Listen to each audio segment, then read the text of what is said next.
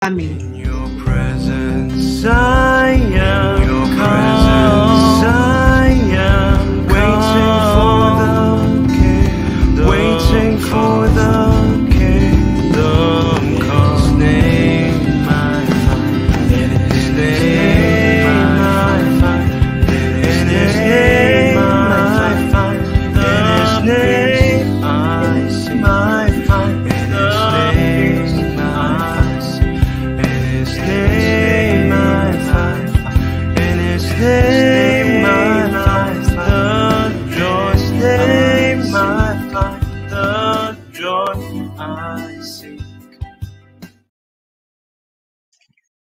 Shalom, shalom, Bapak Ibu yang terkasih di dalam Tuhan. Hari ini kita berkumpul kembali ya bersama-sama dengan Jum Sema Adonai. Hari ini kita akan belajar topik yang sangat menarik sekali.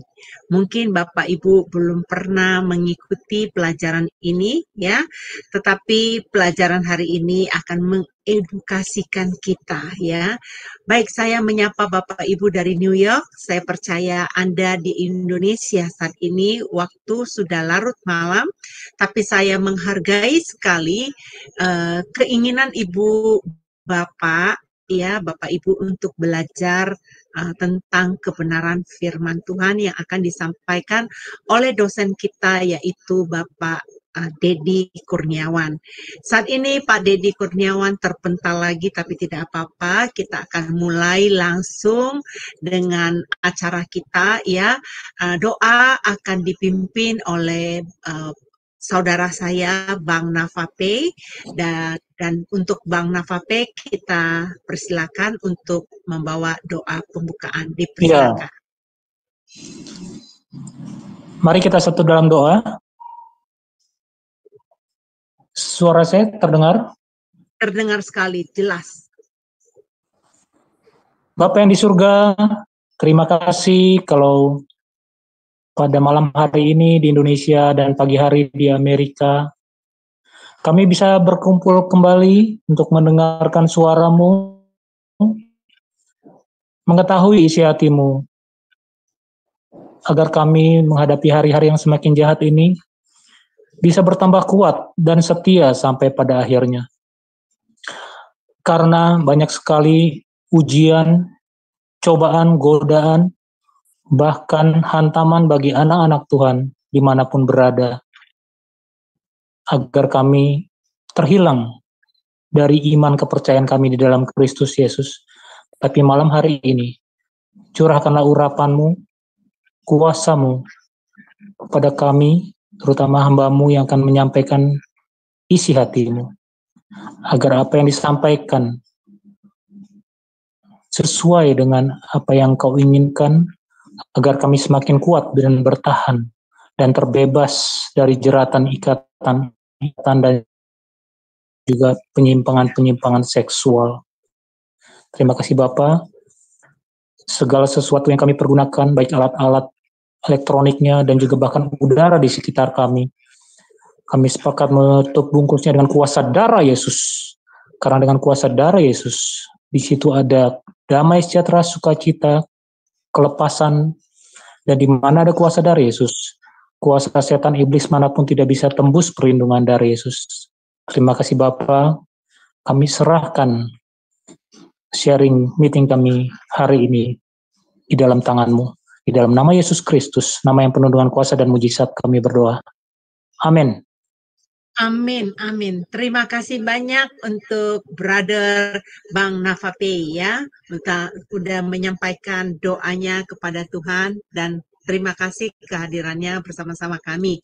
Baik Bapak Ibu, bagi saudara-saudara yang baru pertama sekali mengetahui pengajaran dari Pendeta Dedi Kurniawan, saya akan men-sharekan profilnya supaya Bapak Ibu bisa mengetahui siapakah dia ya. Sebentar, ini saya akan sharekan ya. Wow, kenapa bisa hilang ya? Saya minta maaf sebentar teman-teman, ternyata profilnya sudah ketemu. Ya, ini dia profil yang akan saya tampilkan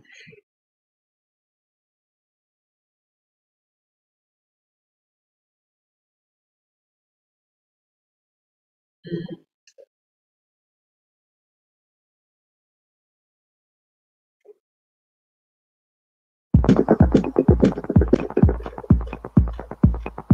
semua, kembali lagi di Sema Adonai. Dan kali ini kita akan memperkenalkan pembicara kita, yakni Pendeta Dedi Kurniawan. Dan berikut adalah profil singkat dari beliau. Beliau sudah menikah dengan istri bernama Junita S. Sos dan memiliki 2 orang anak, yaitu Christopher Hosea Eugene, 25 tahun, dan Aiko Rodita Eugenia, 18 tahun. Pendidikan: S1 Fakultas Ekonomi Manajemen UPIDA pada tahun 1996, S2 Magister of Art STT Battle the Way pada tahun 2013, S2 Magister Teologi STT Battle the Way pada tahun 2015, S2 Magister Pendidikan pada tahun 2017 di Institut Kristen Borneo Balikpapan, S3 Teologia pada tahun 2018, Institut Kristen Borneo Balikpapan, Bethel Biblical Counseling Academy pada tahun 2022. Pelayanan: Ketua Cahaya Kasih Ministry Wakil Gembala GBI Persatuan BSD pada tahun 2020, Mentor Gembala-Gembala Cabang pada tahun 2021 hingga sekarang, Gembala Jemaat GBI Ekousia Agape Karawaci Benton Junction UPH Karawaci. Pekerjaan: beliau bekerja sebagai dosen tetap di Institut Kristen Borneo Balikpapan. Beliau juga menjadi dosen tamu di STT Batam dan juga dosen tamu di STT Labs Bekasi, serta menjadi pengajar di Cahaya Kasih Ministry. Recordings. Ya, maaf saya terlambat untuk menghentikannya ya. Baik Bapak Ibu sudah mendengarkan tadi siapa Pak Dedi Kurniawan ya. Dia adalah dosen yang mengajar mengenai pelajaran-pelajaran penting konseling di STT ya. Nah, Jum Sema Adonai sangat beruntung sekali, sangat apa ya saya katakan ya beruntung ya, lucky ya, sangat beruntung sekali karena dosen-dosen pengajar di Sema Adonai kebanyakan para dosen yang berkompeten untuk mengajar materi-materi yang akan diajarkan. Baik, untuk tidak berlambat-lambat lagi, saya meminta kepada Pak Dedi Kurniawan sebagai dosen kami pada malam hari ini untuk menyampaikan pelajaran mengenai penyimpangan perilaku seksual. Dipersilakan, Pak. Oke, di-unmute. Berarti Bapak tadi terpental lagi ya? Oke, Pak. Ya. Mungkin dikasih co-host lagi ya. Ya, dikasih co-host lagi. Sinyal Bapak kurang stabil ya, Pak? Terpental. Tadi kebetulan laptopnya kesenggol itu untuk baterainya. Jadi tadi agak keputus. Oke, mudah-mudahan tuan rumah Frans bisa memberikan Bapak co-host kembali. Iya. Tuan rumahnya kemana nih? Pak Frans?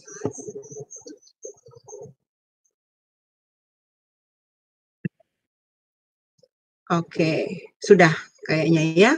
Oke, silakan Pak. Kelihatannya udah dikasih sama Pak Frans. Oh belum ya? Kalau gitu saya akan ambil klaim hostnya dan saya kasih ke Bapak.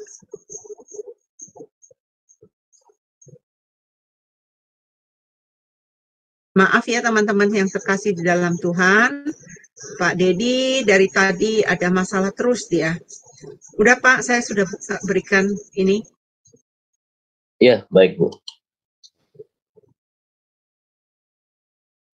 Terima kasih Bu Heni. Ya, sama-sama.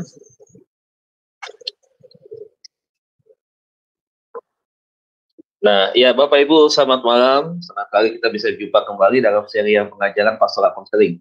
Malam hari ini kita akan membahas tentang satu topik yang sangat menarik sekali, yaitu berkaitan dengan penyimpangan perilaku seksual. Mungkin Bapak Ibu Saudara bertanya, Pak, kita kan pelajarannya berkaitan dengan Alkitab. Kenapa kita membahas hal-hal demikian? Ya, justru kita harus membahas hal ini karena jujur saja Bapak Ibu ya, pelajaran ini adalah pelajaran yang sangat penting. Kenapa? Karena berkaitan dengan kasus-kasus yang terjadi, konflik-konflik dalam rumah tangga, sampai tingkat perceraian, itu terjadi karena salah satunya terjadi penyimpangan-penyimpangan di dalam hubungan seksual. Dan penyimpangan-penyimpangan itu adalah penyimpangan-penyimpangan yang bukan hal yang wajar ya, yang terjadi di dalam pernikahan begitu. Nah, penyimpangan-penyimpangan ini tentunya kalau kita lihat dari sisi firman Tuhan, jelas adalah penyimpangan yang melanggar kekudusan, yang bertolak belakang dengan firman Tuhan. Dan inilah yang Alkitab katakan bahwa setiap kita anak-anak Tuhan harus menghindari apa yang disebut dengan dosa perzinahan, dosa pencabulan, saudara. Nah, oleh sebab itu makanya kita perlu belajar tentang hal ini ya. Nah, makanya di dalam pelayanan pastoral konseling nanti dari pelajaran ini kita bisa mengerti, memahami, dan setidaknya kita bisa mengenal ciri-ciri daripada mereka yang memiliki gangguan penyimpangan, sekaligus ciri maupun istilahnya ya, saudara. Nah, baik, kita akan masuk di dalam penjelasan ya. Penyimpangan perilaku seksual disebut dengan parafia ya. Nah, parafia ini adalah dorongan hasrat keinginan seksual yang mendalam, ketertarikan kepada objek ya tertentu, kemudian berhubungan dengan hal-hal yang bersifat rangsangan daripada pola perilaku yang normal atau di atas yang normal, jadi yang di bawah yang tidak normal begitu ya, yang tidak benar atau tidak baik begitu. Nah, dikatakan bila parafia menimbulkan risiko bahaya pada individu atau orang lain, makanya disebut dengan parafia disorder atau biasa dikenal dengan gangguan parafia, atau dalam bahasa istilah psikologinya disebut dengan paraphilic disorder ya. Nah, penderita gangguan ini seringkali menyembunyikan kelainannya dan memiliki masalah kesehatan seperti infeksi menular seksual, kemudian keuangan, norma sosial, dan juga hukum. Nah, kadang-kadang penderita tidak kooperatif dengan profesional medis ya. Nah, parafia sulit terdeteksi karena banyak penderita yang menutupi kondisinya karena malu, bahkan beberapa penderita juga melakukan kekerasan seksual dan tidak melaporkan adanya parafia.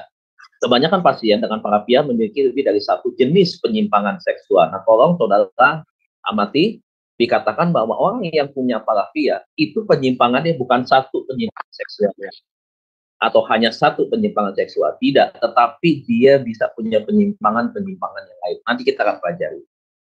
Nah, penderita parafia ini biasanya mulai mengalami fantasi seksual yang menyimpang tersebut sejak berusia 13 tahun ketika hormon seksual atau pertumbuhan tentang hormon-hormon seks itu mulai meningkat ya, saudara ya. Yuk kita kenali lebih dalam tentang parafia berikut ini. Ya, parafia berasal dari bahasa Yunani, jika diterjemahkan satu persatu, para artinya pada sisi lain dan philos artinya mencintai. Jadi parafia dapat diartikan sebagai aktivitas seksual yang tidak pada umumnya atau mengalami penyimpangan seksual. Penyimpangan seksual tersebut merujuk pada perilaku seksual yang dianggap menyalahi aturan yang sudah ditetapkan hukum, agama, dan kebiasaan, termasuk fitrah akal sehat. Biasanya penderita parafia ini mengalami gangguan sosial sejak kecil, trauma masa kecil, dan faktor keluarga. Gejala berhubungan seksual dengan anak kecil, menunjukkan alat kelamin di depan umum, melihat atau sesuatu yang porno atau telanjang, dan aksi berhubungan seksual, menyakiti pasangan baik fisik dan psikis, menyakiti diri sendiri atau disakiti oleh pasangannya, memakai benda, terutama benda aksesoris wanita seperti pakaian dalam wanita, sepatu, dan kaos kaki, memakai pakaian lawan jenis, menyentuh tubuh wanita tanpa seizinnya, menyentuhkan alat kelaminnya biasanya pria kepada bagian-bagian tertentu pada tubuh wanita. Faktor risiko, pola asuh orang tua yang permisif, ibu yang terlalu dominan dalam pengasuhan, orang tua yang tidak memberikan pendidikan seks kepada anak, lingkungan bermain, belajar, dan masyarakat, pengalaman menjadi korban pemerkosaan atau pelecehan seksual. Terakhir adalah penggunaan alkohol dan obat. Nah, ini faktor risiko ya. Ayat-ayat Alkitab tentang percabulan dan penyimpangan seks. Percabulan, Kisah Rasul 15 ayat 20, 1 Korintus 5, dan seterusnya ya. Kemudian penyimpangan di dalam Amsal pasal 2, 16-19, pasal 7 ayat 27, pasal 9 ayat 13-18, dan 1 Korintus, ini ayat-ayat firman Tuhannya, ya, tentang percabulan, juga tentang penyimpangan perilaku seksual. Nah, Menentukan diagnosis parafia bisa menggunakan manual DSM-5 ya. Apa itu? Diagnostic and Statistical Manual of Mental Disorder. Ya, ini salah satunya ya. Pedoman penolongan dan diagnosis gangguan jiwa atau disebutkan PPDGJ tingkat 3 dan ICD. Ya, apa itu? International Classification of Disease ya. Perlu juga dianalisa apakah penderita mengalami gangguan pada masalah kesehatan secara bermakna atau gangguan kinerja lingkungan pekerjaan dan sosial atau bidang penting lainnya. Sekarang kita bahas tentang perilaku penyimpangan seksual yang pertama, nekrofilia. Apa itu nekrofilia? Nekrofilia itu adalah gangguan penyimpangan seksual di mana pelakunya adalah orang yang memiliki hasrat seksual yang begitu tinggi dan bentuk pelampiasannya atau penyaluran hasrat seksualnya itu dilakukan kepada mayat yang sudah meninggal. Ya, tentunya kepada mayat-mayat wanita ya. Jadi perilaku ini adalah perilaku yang memang orang tidak bisa deteksi karena kehidupan biasa dia normal sebenarnya. Tetapi saudaraku, dia punya penyimpangan perilaku dalam hubungan seksualnya dia itu adalah kepada mayat ya. Jadi kalau kita lihat ada beberapa kasus setelah beberapa waktu terjadi, biasanya mereka ini mendapatkan informasi itu dari mana? Biasanya mendapatkan informasi itu lewat biasanya lewat tukang penggali kubur ya, makam. Mereka bisa dapatkan itu. Nah, biasanya ketika mereka mau melakukan itu, kalau untuk dari kasus yang ada, kalau untuk wanita-wanita yang meninggalnya karena sakit, ya bukan karena kecelakaan, ya itu biasanya yang dimana itu menjadi target daripada si nekrofilia ini ya. Jadi dia melakukan aksinya kepada wanita-wanita yang dia tahu, dia tanya, dicari identitas terlebih dahulu. Misalkan watinanya masih muda, kemudian karena sakit dan seterusnya, sudah.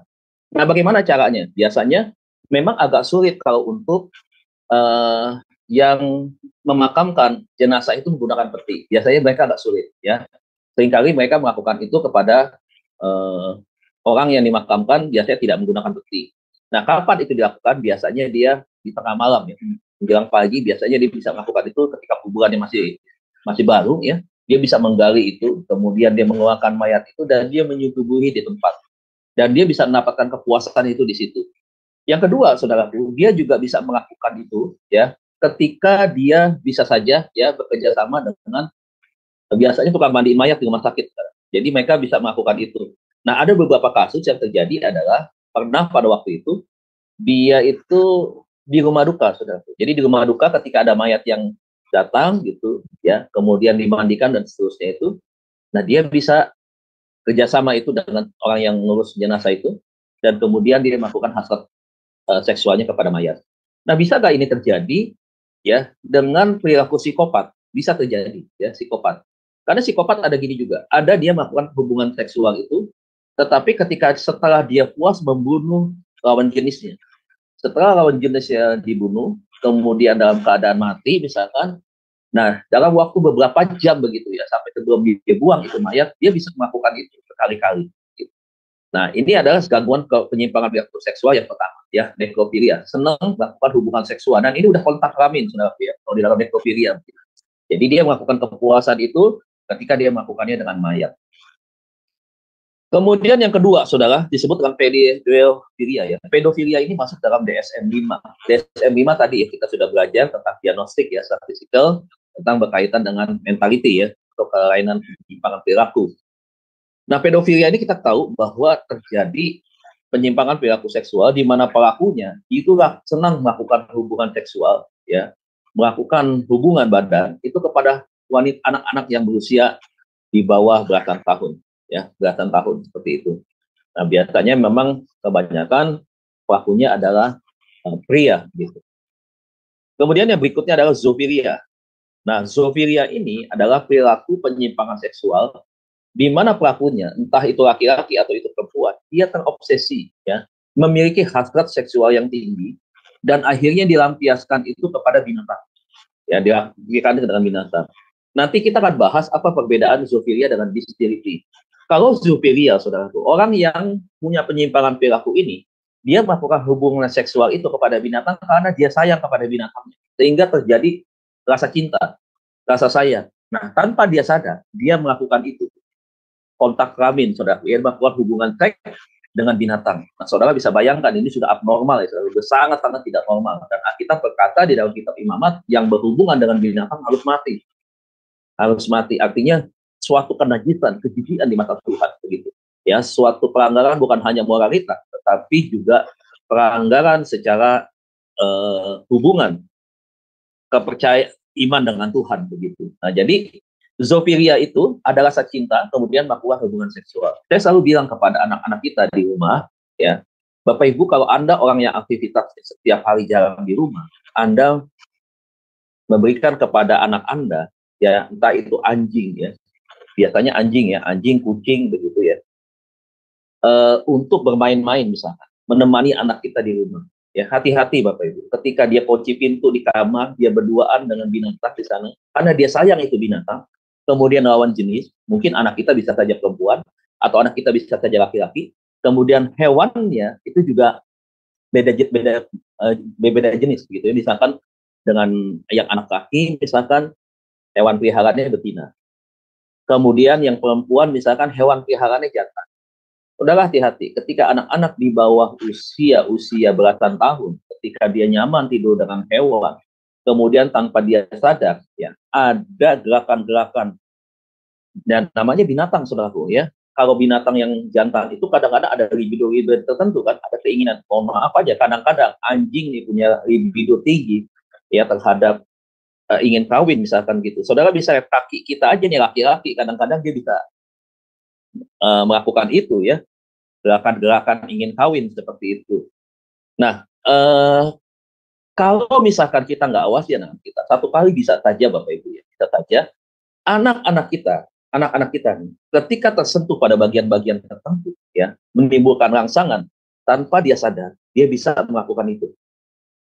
Apalagi seperti kucing, anjing, ya, yang suka menjilat-jilat seperti itu. Nah, makanya mesti hati-hati. Jangan pikir ketika kita kasih hewan peliharaan, karena anak kita senang, kemudian kita, karena kita mampu, kita berikan saja, kita terlalu sibuk di rumah. Begitu. Kita jarang ketemu dengan anak, pulangnya malam, anak tidak tidur. Bahkan tidur ditemenin oleh binatang peliharaan itu. Hati-hati, bisa terjadi seperti itu. Ya, berkembang lama-lama, seiring perkembangan hormon seksualnya dia naik terus, ya, dengan usia sampai belasan tahun, ya, bisa saja terjadi hal-hal yang demikian. Jadi mesti hati-hati. Nah, zoofilia itu juga bisa terjadi kepada orang yang tertutup sebenarnya. Tertutup, ya, tetapi orang ini mungkin nggak berani mengutarakan sesuatu kepada perempuan, tidak berani. Tapi dia sebenarnya dia normal sebagai laki-laki, dia punya keinginan hasrat seksual, tetapi ya, dia tidak mau untuk mengungkapkannya. Satu kali ketika di Lampung terjadi sebuah kasus, ya, sudah beberapa tahun yang lalu, ketika ada seorang keluarga, ya, di mana pada waktu itu keluarganya adalah ibunya sudah meninggal, jadi tinggal papa, ayahnya dengan 3 anak. Kakak kedua itu perempuan, kakak pertama laki-laki, yang ketiga itu adiknya adalah laki-laki. Nah, kakak perempuan yang ini, anak nomor 2-nya ini, dia punya kecelakaan mental. Anaknya cantik, tubuhnya bagus, ya, putih bersih, ya, pokoknya seperti itu. Nah, akhirnya satu kali apa yang terjadi? Dimulai dari incest. Jadi papahnya ini nafsu melihat anaknya ini. Karena anaknya punya kecelakaan mental, akhirnya terjadi pelecehan seksual awalnya. Ketika terjadi pelecehan seksual, anak ini kan namanya anak kecelakaan mental, dia tidak cerita, saudara. Dia menutupi tentang hal itu. Satu kali, saudara, waktu dia melakukan hubungan pelecehan seksual si bapak ini terhadap anaknya, saudara, abangnya yang paling besar ini ngelihat. Waktu abang ini melihat apa yang terjadi, akhirnya si adiknya ini yang nomor 2 ini juga akhirnya menjadi bagian daripada abangnya. Nah, waktu abangnya melihat satu kali, waktu abangnya melihat itu, kemudian abangnya melakukan itu, dan dia melakukan hubungan badan, dia memperkosa adiknya. Satu kali adik yang paling kecil melihatnya, mengintip dia lihat seperti itu. Nah, waktu adiknya melihat seperti itu, adiknya punya keinginan hasrat untuk melakukan hal yang sama. Tetapi apa yang terjadi? Dia tidak mau melakukan itu. Akhirnya kemana dia lakukan itu? Karena tidak ada keberanian. Dia lakukan itu kepada binatang, kepada kambing yang dia pelihara oleh bapak. Jadi saudara lihat nih, bobloknya sebuah keluarga. Ya, ketika itu pertama kali itu terjadi, saudara, itu efeknya besar. Kita lihat ya, efeknya besar. Ya, akhirnya adiknya melakukan zoofilia. Dia tidak berani untuk meniduri kakaknya, tetapi akhirnya dia tiduri adalah zoofilia. Nah, Kenapa dia bisa begitu? Sebenarnya ada bisa saja kita menilai adiknya ini zoofilia dan juga bestiality. Kenapa itu menjadi bestiality? Karena itu tadi, saudaraku, dia tidak ada cinta dengan kambing, si adiknya ini, karena keterpaksaan, butuh penyaluran. Nah, penyaluran itu kepada siapa? Kepada sesuatu yang tidak normal. Saudara, tahun lalu saya melayani di Cirebon. Ya, melayani di Cirebon. Ya, tapi nanti saya cerita lah ya. Melayani, ada tuan anak muda bicara dengan saya. Oke, yang berikutnya adalah voyeurisme. Apa ini voyeurisme? Voyeurisme adalah penyimpangan perilaku seksual masuk di dalam DSM-5 kategorinya. Nah, itu adalah kebiasaan seseorang, khususnya kebanyakan laki-laki ini, kebiasaan untuk mengintip, saudara. Kebiasaan untuk mengintip. Nah, voyeurisme ini, saudara, itu punya penyimpangan-penyimpangan yang begitu banyak. Biasanya ada yang suka mengintip orang yang berhubungan badan, ada yang suka mengintip orang yang berganti pakaian, ada yang suka mengintip wanita yang mandi, saudaraku. Ya, dan sekarang muncul lagi dengan parsialnya. Jadi voyeurisme plus parsialnya, apa itu? Jadi setiap orang yang melakukan hubungan badan dan yang mandi, saudara, itu direkam menggunakan itu handphone, ya, media-media audio, video, ya, itu direkam seperti itu.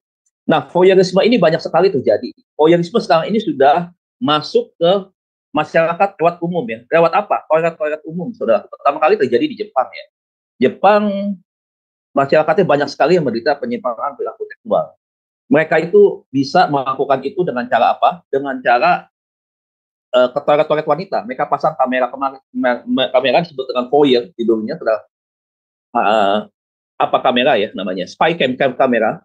Ya, tidak tahu. Nah, ini kan mesti hati-hati toilet umum, ya, saudara. Nah, mereka taruh itu, kemudian mereka rekam. Sekarang itu bisa dipakai jarak jauh. Jadi, itu on terus kameranya. Dari HP itu bisa dikendalikan. Jadi, ini mesti hati-hati nih, ya. Nah, itu voyeurisme yang seringkali terjadi. Senang sekali untuk mengintip. Nah, kemudian voyeurisme juga bukan hanya mengintip wanita yang dalam keadaan tanpa busana, misalkan, ya. Sedang mandi atau ganti pakaian di ruang-ruang ganti pakaian, ruang kolam renang. Jadi ke kolam renang belum lama ya ketika terjadi di Ancol. Kemudian juga adalah yang disebut dengan pengambilan gambar ya kepada perempuan-perempuan yang menggunakan rok mini, ya, divideokan begitu. Ada yang bentuk video, ada yang bentuk foto. Nah, itu masuk di dalam voyeurisme. Jadi gangguan penyimpangan perilaku seksual yang tidak wajar dengan cara seperti itu. Yang repotnya lagi, saudaraku, yang paling parah, voyeurisme itu, ini banyak sekali tingkatannya nih. Jabarannya banyak sekali nih, Bapak Ibu. Yang saya terangkan ini nggak mungkin cukup di dalam waktu 1 jam, ya, tentang voyeurisme. Penyebabnya apa, dampaknya apa, begitu. Nah, voyeurisme ini, yang sudah hari terjadi adalah, yang paling parah adalah, dia, mohon maaf, saudaraku, ya, kalau yang sudah parah, dia paling senang sekali itu, ya. Ini mohon maaf, ya, mereka panggil pria lain yang ada di luar untuk berhubungan badan dengan istrinya. Istrinya dijadikan objek. Kemudian dia senang untuk menonton dia mengintip, saudara. Saudara bisa bayangkan penyimpangan perilaku yang betul-betul amat menjijikkan. Bayangkan, saudaraku, istrinya saja bisa dijadikan sebuah objek. Disuruh dengan berhubungan dengan orang lain, dia bayar orang lain, dan dia videokan, dan dia tonton, dia intip. Mengerikan sekali, saudara. Ya. Jadi kalau kita masuk ke dalam dunia pornografi hari-hari ini, pornografi tidak hanya bicara soal film, laki-laki dan perempuan saja. Tetapi sekarang di dalam pornografi terjadi sekali banyak hal-hal seksual yang begitu menyimpang dan itu banyak sekali peminatnya, Bapak Ibu. Jadi sangat mengerikan sekali ya dalam hal ini. Nah, voyeurisme kenapa bisa terjadi? Salah satunya kadang-kadang kalau kita punya anak laki-laki, Bapak Ibu ya, tolong ya kalau mamahnya ganti pakaian atau mandi begitu ya, tolong anak dijauhkan. Memang jangan berpikir anak masih kecil, usia 4 tahun, 3 tahun. Apa yang dia lihat itu menimbulkan rasa penasaran dia terbaru. Apa yang dia lihat itu bisa terekam di dalam alam bawah sadar dia. Hati-hati dengan alam bawah sadar. Ketika satu kali dia melihat momen itu, ada ketertarikan pada diri dia ingin cari tahu. Zaman sekarang mau cari tahu gampang sekali di internet. Di handphone yang kita pegang, gampang sekali, Bapak Ibu. Jadi kita mesti hati-hati sekarang. Kadang-kadang juga anak sama pembantu. Kadang-kadang pembantu nggak mau repot, kadang-kadang bisa mandi sama pembantu. Pembantunya perempuan, anaknya laki-laki misalnya. Atau dibiarkan anaknya laki-laki dengan cicitnya mandi bersamaan seperti itu. Saudara, apa yang dia lihat? Karena sesuatu yang berbeda begitu. Nah, ini bisa menjadi sesuatu hal yang dia senang begitu.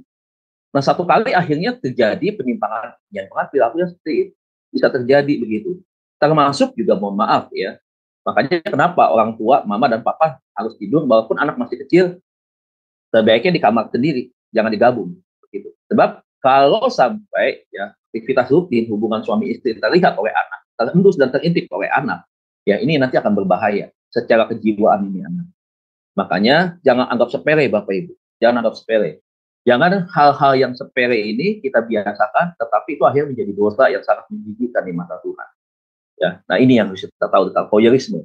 Jadi kebiasaan-kebiasaan voyeurisme ini baik yang jadi ya suka ngintipin dari bawah rok ya wanita ya anak sekolah itu lewat handphone, bahkan juga di tali sepatu ada kamera kecil itu ya pakai kabel, kemudian dia taruh di bawah sepatu, kaki masuk lewat bawah. Nah, itu bisa terjadi. Bapak Ibu, mohon maaf ya kalau mungkin agak bahasanya mungkin bahasa yang sedikit memang berkaitan dengan hal-hal yang seperti ini begitu. Nah, saya berusaha untuk tidak menggunakan bahasa-bahasa yang agak sedikit lebih lembut, tetapi memang kadang-kadang agak susah juga karena memang ya inilah berkaitan dengan penyimpangan seksual, hal-hal yang bersifat dengan masalah seks. Jadi memang hal-hal ini yang memang harus saya sampaikan. Tentunya juga walaupun ada beberapa hal yang saya arahkan, tetapi juga bahasanya mungkin dan pengertiannya memiliki hal yang sedikit mungkin kurang nyaman begitu ya. Kemudian yang berikutnya ada exhibitionis ya, DSM-5 ya. Apa itu exhibitionis? Biasanya gangguan penyimpangan perilaku seksual di mana pelakunya senang memamerkan, mempertunjukkan alat vitalnya. Dan mereka tidak pikir panjang Bapak Ibu. Nah, kan kita belajar gangguan kepribadian kan. Di gangguan kepribadian itu mereka bertindak dulu baru mikir. Beda dengan kita yang normal. Kita berpikir dulu, kita baru bertindak. Yang tidak normal, pikiran nanti dulu, actionnya dulu, resiko belakangan. Begitu. Nah, exhibitionis juga begitu. Mereka menunjukkan ya bagian-bagian alat kelamin mereka di depan umum. Biasanya ada laki-laki kepada perempuan. Nah, ini sering terjadi ya ketika ada di taman, di tempat-tempat yang sepi gitu. Mereka menunjukkan seperti itu.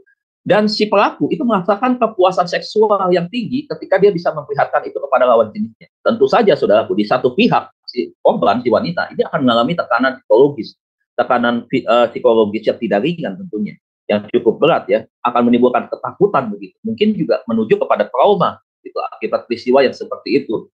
Nah, ini terjadi ya, di salah satu contoh ya di sebagian ada masuk berita ya. Sebenarnya beberapa ini ada banyak cerita, tapi kebetulan saja saudaraku saya masukkan ya beberapa hal yang memang saya sudah ada datanya begitu. Nah, exhibitionis ini bisa terjadi karena apa? Ya karena itu tadi ya penyimpangan perilaku seksual yang dia anggap ketika dia bisa memperlihatkan itu menjadi ketenangan buat dia. Nah, banyak sekarang hari-hari ini ya saudaraku ya, pelaku penyimpangan exhibitionis ini itu bukan hanya laki-laki, tetapi juga perempuan, saudaraku. Ya, kalau saudara lihat ada peristiwa di satu kali, saudara, ada yang namanya handuk merah ya, handuk merah atau handuk apa, perempuan merekam itu, kemudian dia panggil sopir driver ya, driver ojek kalau nggak salah, kemudian disuruh antar barangnya masuk ke dalam kamar, kemudian dia lepas handuknya, saudara. Kemudian dia senang sekali pada waktu itu. Dia, itu ketakutan si ojolnya. Senang sekali.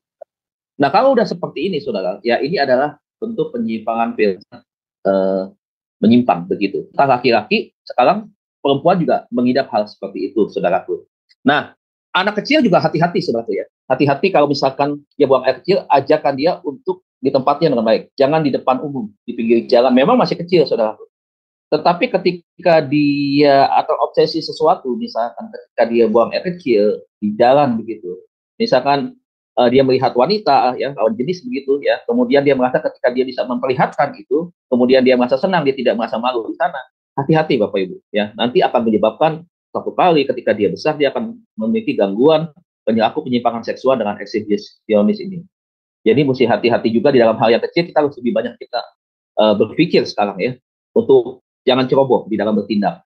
Nah, untuk pelaku exhibitionis susah agak nyebutnya tidak Betawi. Exhibitionis ini saudaraku ya, sekarang banyak sekali mereka dipakai ya sebagai agent, bukan agent, tetapi mereka model-model untuk foto-foto porno saudaraku ya, karena mereka nyaman tuh di dalam hal seperti itu. Mereka tidak malu-malu saudara di depan umum gitu ya, di depan umum walaupun nggak ada yang nggak belak-belakan begitu, tetapi mereka bisa membuka baju gitu. Terakhir kali kita lihat Siska ya, Siska yang sempat dipenjara beberapa tahun, dia itu eksibisionis tuh, ya, gangguan perilaku penyimpangan seksualnya. Siska double E kalau nggak salah waktu itu sempat dibawa ke Deddy Corbuzier juga untuk diwawancara. Nah, dia punya gangguan perilaku penyimpangan seksual seperti itu. Ketika di supermarket dia bisa memamerkan anggota tubuhnya dia, kemudian di pinggir jalan dia bisa pamerkan seperti itu, bahkan di tengah-tengah saat apa ya, seperti sawah begitu, dia tanpa busana difoto, divideokan begitu, seperti itu. Nah, kenapa dia nyaman kok? Dia kok tidak merasa risih, malu gitu, atau merasa direcehkan gitu? Enggak, ya karena dia punya gangguan kepribadian seperti ini. Karena dia punya gangguan perilaku penyimpangan seksual, makanya bisa dijadikan objek untuk mendapatkan uang begitu. Dia bisa mencari uang dengan cara yang seperti itu. Kalau saudara lihat di dunia kita sekarang hari-hari ini, ya ada hal yang seperti ini yang sangat mengkhawatirkan gitu. Oke, itu. Kemudian yang berikutnya ya. Nah, disebut dengan SS atau sadisme seksuality, DSM-5. Saudara bisa bayangkan nggak kalau ini suami istri terjadi di dalam pernikahan Kristen? Ada nggak yang begini? Ada, Bapak Ibu, ada. Jangan dipikir ketika ada di gereja, semua orang tuh nggak punya penyimpangan perilaku. Ada saja, walaupun persentasenya mungkin tidak banyak, tidak besar, tetapi mereka punya penyimpangan perilaku. Begitu. Makanya kenapa hal ini penting kita pelajari. Doktrin bagus kita belajar. Mengajarkan tentang hal-hal yang lain sangat bagus. Tapi jangan dilupakan, selalu saya tekankan, pastoral counseling itu adalah pelayanan untuk penyembuhan. Bagaimana jemaat bisa bertumbuh, gereja semakin besar, punya kualitas, kalau pelayanan konseling tidak dimaksimalkan. Sadisme seksualis ini adalah bagaimana ketika mau melakukan hubungan seksual, ya salah satu pasangan itu dia punya kelainan seperti itu, senang untuk melakukan penyiksaan, begitu ya, penyiksaan. Dan penyiksaan misalkan diikat, misalkan, kemudian ya dilakukan dengan cara-cara yang tidak wajar. Nah, ketika dia merasa sudah tidak berdaya, misalkan dia mulai timbul hasrat seksualnya untuk melakukan hubungan seks begitu. Tetapi sebelum dilakukan dengan cara-cara yang seperti ini. Kalau pelakunya perempuan kepada laki-laki kepada perempuan, apa yang terjadi, saudara? Ya, nah itu kan sangat-sangat menderita ya si perempuan begitu. Nah, sebenarnya kalau ini dua-duanya punya pelaku penyimpangan seksual seperti itu, ya aman-aman saja. Tetapi kalau salah satunya saudara dia tidak punya penyimpangan yang seperti ini, kan akan tertekan terus, akan merasa menjadi korban begitu. Nah, nggak tahan kan dilakukan seperti ini. Nah, itu bisa menyebabkan kehancuran dalam sebuah rumah tangga, gitu, ya. Jadi ini hati-hati ya. Misalkan orang sebelum melakukan hubungan seksual yang punya pelaku ini, dia bisa menjamak ya rambut daripada si pasangannya, kemudian mengikat, melakukan hal-hal yang tidak pantas begitu. Itu masuk di dalam seksual sadisme, ya. Habis itu masuk lagi dalam seks sadomasokis atau disebut dengan SM, masuk lagi di dalam kategori DSM-5. DSM-5 ini adalah penyimpangan perilaku seksual di mana pasangannya menyiksa pasangannya dengan menyakiti sampai luka dulu. Misalkan kalau laki-lakinya dipukuli dulu, dipecut saudara sampai berdarah, ya sampai giginya patah misalkan, atau sampai bengkak misalkan matanya. Setelah merasa dia tidak berdaya begitu, ada keinginan untuk melakukan hubungan seksual. Ya ini SM ya, banyak seperti itu. Dan sekarang ini yang lebih mengerikan adalah untuk alat-alat penyiksaan model-model borgol, rantai, cambuk, ya kemudian apalagi ya begitu banyak, itu dijual saudara, itu dijual, mudah didapatkan. Makanya ini sangat mengerikan sekali yang model-model yang kayak begini. Nah, bisa dibayangkan bagaimana ini di hadapan Tuhan harus mempertanggungjawabkan secara etika, secara moral, secara norma dan nilai yang terjadi di dalam masyarakat. Dalam hal ini juga berkaitan dengan etika Kristen kan. Dengan etika di masyarakat juga bukan etika Kristen juga berlaku hal-hal demikian.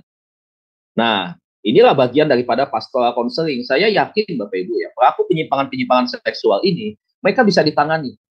Nah, bagaimana cara penanganannya? Tentunya pastoral counseling adalah yang obat yang paling mujarab saudara untuk melepaskan mereka dari ikatan-ikatan yang seperti ini. Saya nggak perdalam lagi tentang SM. Kemudian disebut dengan voyeurisme, masuk lagi di dalam DSM-5. Voyeurisme itu adalah kelainan penyimpangan perilaku seksual di mana pelakunya senang menggesek-gesekkan alat kelaminnya kepada wanita, saudara. Dan ini biasanya terjadi baik itu di dalam kereta, di dalam bis, saudara. Ini di tengah-tengah keramaian yang terjadi. Ya, biasanya mereka itu juga penampilannya rapi, ganteng, seperti orang kantoran. Bahkan ada orang kantoran juga, saudara, yang sengaja memang mereka senang untuk menggunakan alat-alat transportasi yang sifatnya padat. Makanya kalau di Jakarta, saudara, di KRL, komuter lain ya, itu kan ada gerbong khusus buat wanita, walaupun sedikit sekali yang masuk ke sana. Kembali lagi aja, laki-laki dan perempuan akhirnya dicampur jadi satu gerbong. Kemudian kita lihat pada jam-jam sibuk, pagi hari maupun sore ya, pulang kerja. Itulah di sana mereka beraksi. Beberapa kali terjadi di busway. Nah, biasanya dia melakukan itu ya. Dia melakukan kepuasan, melakukan kontak seksnya itu ketika dia itu tadi. Ya, menggesek-gesekkan alat kelaminnya pada bagian-bagian tertentu. Biasanya pada bagian, mohon maaf, pada bagian bokong daripada wanita. Biasa seperti itu. Nah, dulu pernah kejadian juga begitu ya. Saya punya adik ipar pun begitu. Pada waktu masih di sekolah SMA, dia pulang itu, mohon maaf saudaraku, dia nggak tahu di roknya dia apa itu. Paling bercak-bercak seperti itu. Ternyata dia walau sadar.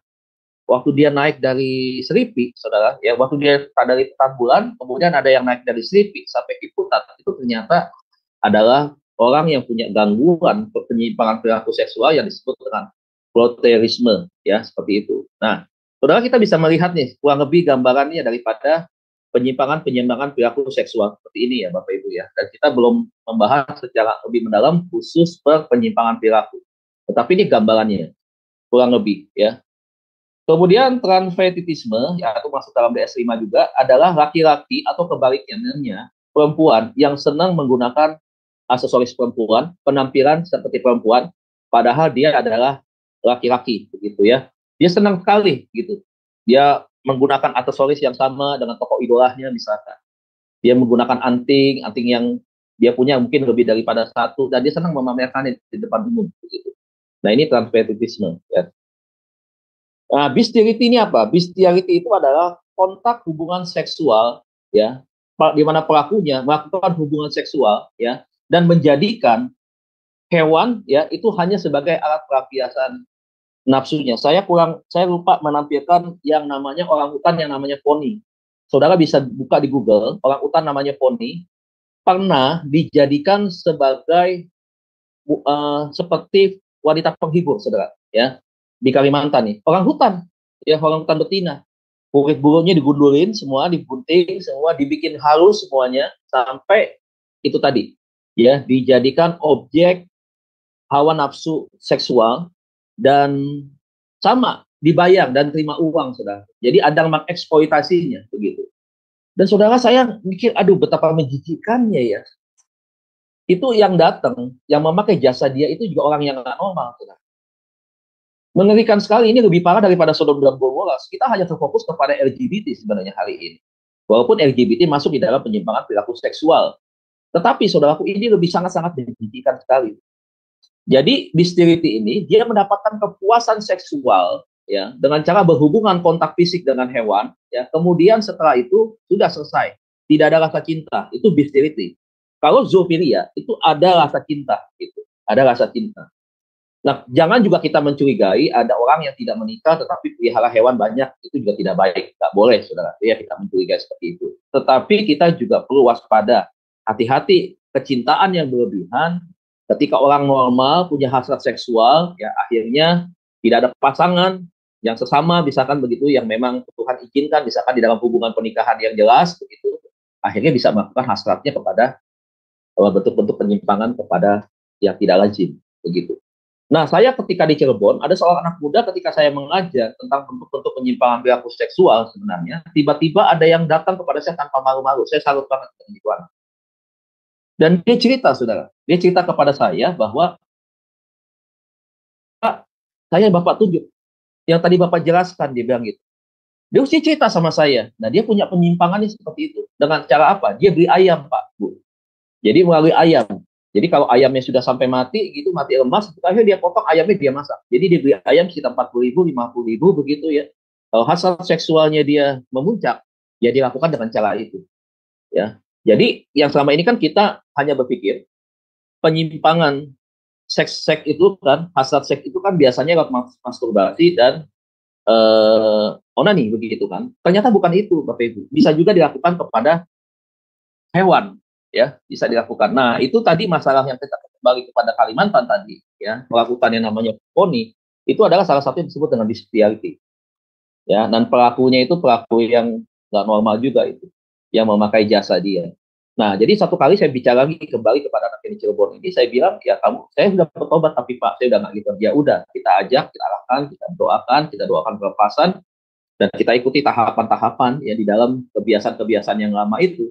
supaya memang betul-betul putus ya, diputus, tidak ada lagi ya bibit-bibit yang sisa di dalam dirinya dia. Kalau kita berbicara tentang pohon yang kita potong, akarnya betul-betul harus kita bersihkan, kita cabut, jangan ada akar yang tertinggal, karena itu bisa membangun kembali ya pohon yang baru begitu.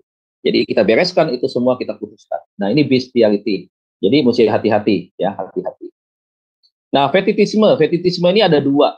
Fetitisme ini adalah gangguan kejiwaan, ya udah masuk gangguan kepada kejiwaan ya, di mana pelakunya senang sekali mengkoleksi dan mengumpulkan dengan cara mencuri, ya itu yang berkaitan dengan apa yang dimiliki oleh perempuan. Misalkan sepatu, mohon maaf pakaian dalam, ya satu set pakaian dalam itu ya, kemudian baju bisa diambil, saudara.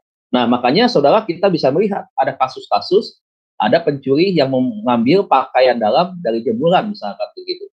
Nah saya seringkali bilang kepada teman-teman semua nih, kalau misalkan di kereta atau di mana kita ketemu orang proteorisme dan fetitisme ini, saudaraku, jangan tolong dah, kalau menurut saya jangan diteriaki, saudara. Takutnya nanti dia ditangkap massa, digebukin sampai mati, saudaraku ya. Kasihan sebenarnya, ya kasihan. Kenapa saya katakan demikian? Bukan berarti saya mendukung. Karena orang ini harus diperbaiki. Orang ini adalah orang yang harus dilayani. Jadi bukan dihakimi dan dibunuh sampai mati. Kalau dia dibunuh sampai mati, dia kesempatan dia untuk bertobat. Lalu saya bilang kepada teman-teman mungkin yang pernah mengalami itu, supaya jangan teriak, lebih baik Anda menyingkir, lebih baik Anda berbalik, memarahi, atau bagaimana caranya begitu. Tapi jangan sampai diteriaki. Kalau diteriaki, habis sebenarnya. Itu orang kasihan. Karena kebanyakan juga, pelaku ini juga bukan hanya anak-anak muda, tetapi juga ada bapak-bapak, usia-usia lanjut. Ya, bisa punya gangguan penyimpangan perilaku seksual seperti itu. Nah, fetitisme itu ada dua. Jadi di caranya adalah, yang pertama, dia curi pakaian dalam perempuan. Ya, kemudian dia bawa ke satu tempat, kemudian dia berfantasi dengan onani, kemudian dia berfantasi seksual seperti itu. Nah, setelah itu, saudaraku, ya kalau dia curi yang tipe yang pertama nih, dia simpan itu, dia koleksi. Dia koleksi. Entah dia curi di mana lagi, besok dia cari lagi. Biasanya dia banyak bekerja, ya, melakukan itu di tempat kos-kosan wanita biasanya. Dan saudara juga mesti hati-hati, biasanya penjaga-penjaga kos laki-laki juga ada yang punya penyimpangan yang seperti ini. Begitu. Apalagi suka menitip pakaian yang kotor, itu misalkan kalau laundry lewat penjaga-penjaga kos tadi, ya. Oke, itu fetitisme yang pertama. Yang kedua, dia melakukan pencurian itu kepada apa yang dimiliki oleh perempuan tadi, ya. Kemudian dia kembalikan lagi, dia tidak koleksi. Begitu, dia kembalikan satu kali, dia bagaimana caranya dia kembalikan, tetapi hanya untuk dijadikan sebagai alat pelampiasan hawa nafsunya dia saja, begitu ya. Makanya ini kembali lagi, Pak, kenapa Pak orang bisa fetitisme begitu? Jujur aja nih Bapak Ibu ya, jujur, pakaian dalam wanita itu punya daya tarik, ada transfer spirit nih, kalau Bapak Ibu percaya atau tidak percaya. Kenapa pakaian dalam pria dengan pakaian dalam wanita itu beda? Wanita itu ada banyak kombinasinya. Ya, ada banyak hal-hal yang menciptakan dari nilai estetika, keindahan misalkan, ya, dari motif dan seterusnya, tetapi tanpa disadari sebenarnya untuk lawan jenis, ya, apalagi buat mereka yang punya hasrat seksual tinggi, ya, itu bisa menimbulkan imajinasi, fantasi yang membuat dia rasa penasaran, keinginan untuk dia pengen punya sebenarnya dari awal. Tetapi akibatnya, saudara, bukan hanya itu. Ada keinginannya dia untuk dia bisa, mohon maaf, menikmati wangi aroma tubuh perempuan misalkan seperti itu, dan daya seksualnya itu akhirnya muncul di dalam dirinya dia. Akhirnya apa yang terjadi? Dia melakukan onani seperti itu. Ya, jadi ini fetitisme. Makanya mesti hati-hati. Tadi lagi saya bilang, kalau bawa anak laki beli pakaian dalam perempuan wanita, sebaiknya disingkirkan dulu dah. Jangan dianggap nih perkataan saya ini hal yang sepele nih Bapak Ibu. Ya. Tetapi lihat nih, ya sebagai orang normal tentunya, bisa itu hal yang menarik. Beda ya Bapak Ibu, kan kita kalau misalkan saya beli pakaian dalam saya dengan laki-laki, kan dengan yang perempuan beda. Perempuan dipajang begitu banyak dengan berbagai motifnya. Begitu. Nah buat anak-anak yang sedang bertumbuh hormon seksual, itu bisa terjadi hal-hal yang sebenarnya kita nggak pernah pikirkan, tetapi itu sedang ada di gambaran otaknya dia. Nah ini fetitisme, mesti hati-hati. Bapak Ibu saya sarankan buat ibu kalau mau pakaian-pakaian yang itu tadi jangan di pinggir jalan ya. Karena bahaya, di komplek pun juga ada bisa seperti itu. Bisa hilang itu, bahaya ya. Jadi sebaiknya dipisahkan, ditaruh di tempat di dalam yang memang betul-betul yang bisa kena matahari, ya yang tempat yang aman lah. Ya. Nah, itu fetitisme. Kemudian berikutnya adalah yang disebut dengan begal payudara ya. Nah, ini juga sama, seringkali ramai sekali terjadi hari-hari ini. Ya, seringkali tanpa sadar orang bisa foto menggunakan helm, tiba-tiba melakukan hal itu dari belakang begitu. Nah, kenapa? Dia punya obsesi yang tinggi yang tidak dia bisa kendalikan itu, tetapi obsesinya dia adalah bukan kepada pasangannya. Dia terobsesi dengan wanita-wanita yang dia tidak kenal begitu. Dari mana ini bisa didapatkan? Sebenarnya secara tidak langsung, makanya ada seringkali saya suka di TikTok, di Facebook, di short, dimanapun begitu, kadang-kadang ada penampilan wanita-wanita yang, mohon maaf, bagian dadanya sangat-sangat terbuka sekali.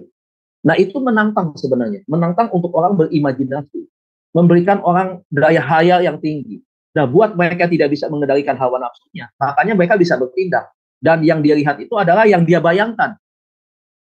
Ya, orangnya misalkan, ya dia incar seseorang, tetapi dalam bayangan dia adalah seperti apa yang dia lihat. Baik itu di videonya, baik itu di misalkan, mohon maaf, misalkan di IG, misalkan di FB, misalkan di TikTok, obsesinya dia di situ. Kemudian dia lakukan, ya, dia melakukan tiba-tiba, kemudian dia lari seperti itu. Kemudian parsialisme, apa itu parsialisme? Gangguan perilaku penyimpangan seksual, di mana senang memoto bagian-bagian tertentu daripada wanita. Zaman sekarang, saudara, di food court itu sering sekali. Saya beberapa kali saya lihat ada beberapa orang ya tidak terlalu muda juga, ya cukup dewasa begitu, tetapi dia sering mengamati beberapa wanita begitu. Nah, dia sering ambil kameranya dia foto. Nah, biasanya saudara yang menjadi bagian dia adalah ya bagian dada, kemudian bagian bokong ya sampai betis misalkan, itu dia foto, kadang dia rekam.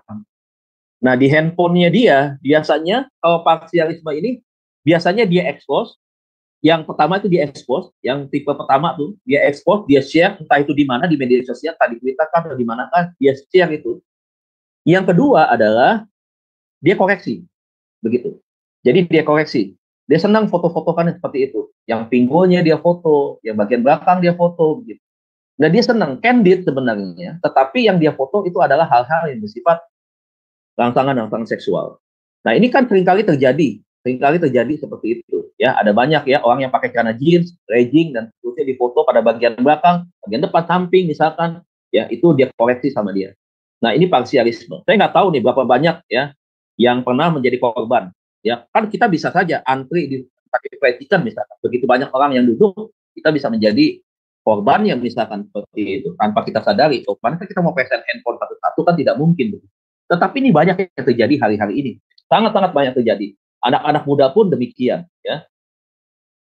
Infantofilia yaitu apa? Gangguan perilaku penyimpangan seksual tidak wajar di mana pelakunya sangat punya hasrat keinginan seksual yang tinggi dan melakukan itu kepada bayi ya. Jadi ini pelecehan seksual terhadap bayi. Makanya saudara, saya kasih tahu nih ya, kalau kita punya anak bayi misalkan, jangan kasih gendong pada siapapun, terutama ke sopir apalagi ya, ke sopir. Pak, bagaimana dengan babysitter? Bisa saja babysitter, tapi sangat kecil sih dari kasus yang terjadi. Kebanyakan sopir. Ya, kenapa dia melakukan pelecehan seksual terhadap bayi? Karena kan bayi kan belum tahu sama sekali, dia belum bisa lapor, belum bisa ngadu.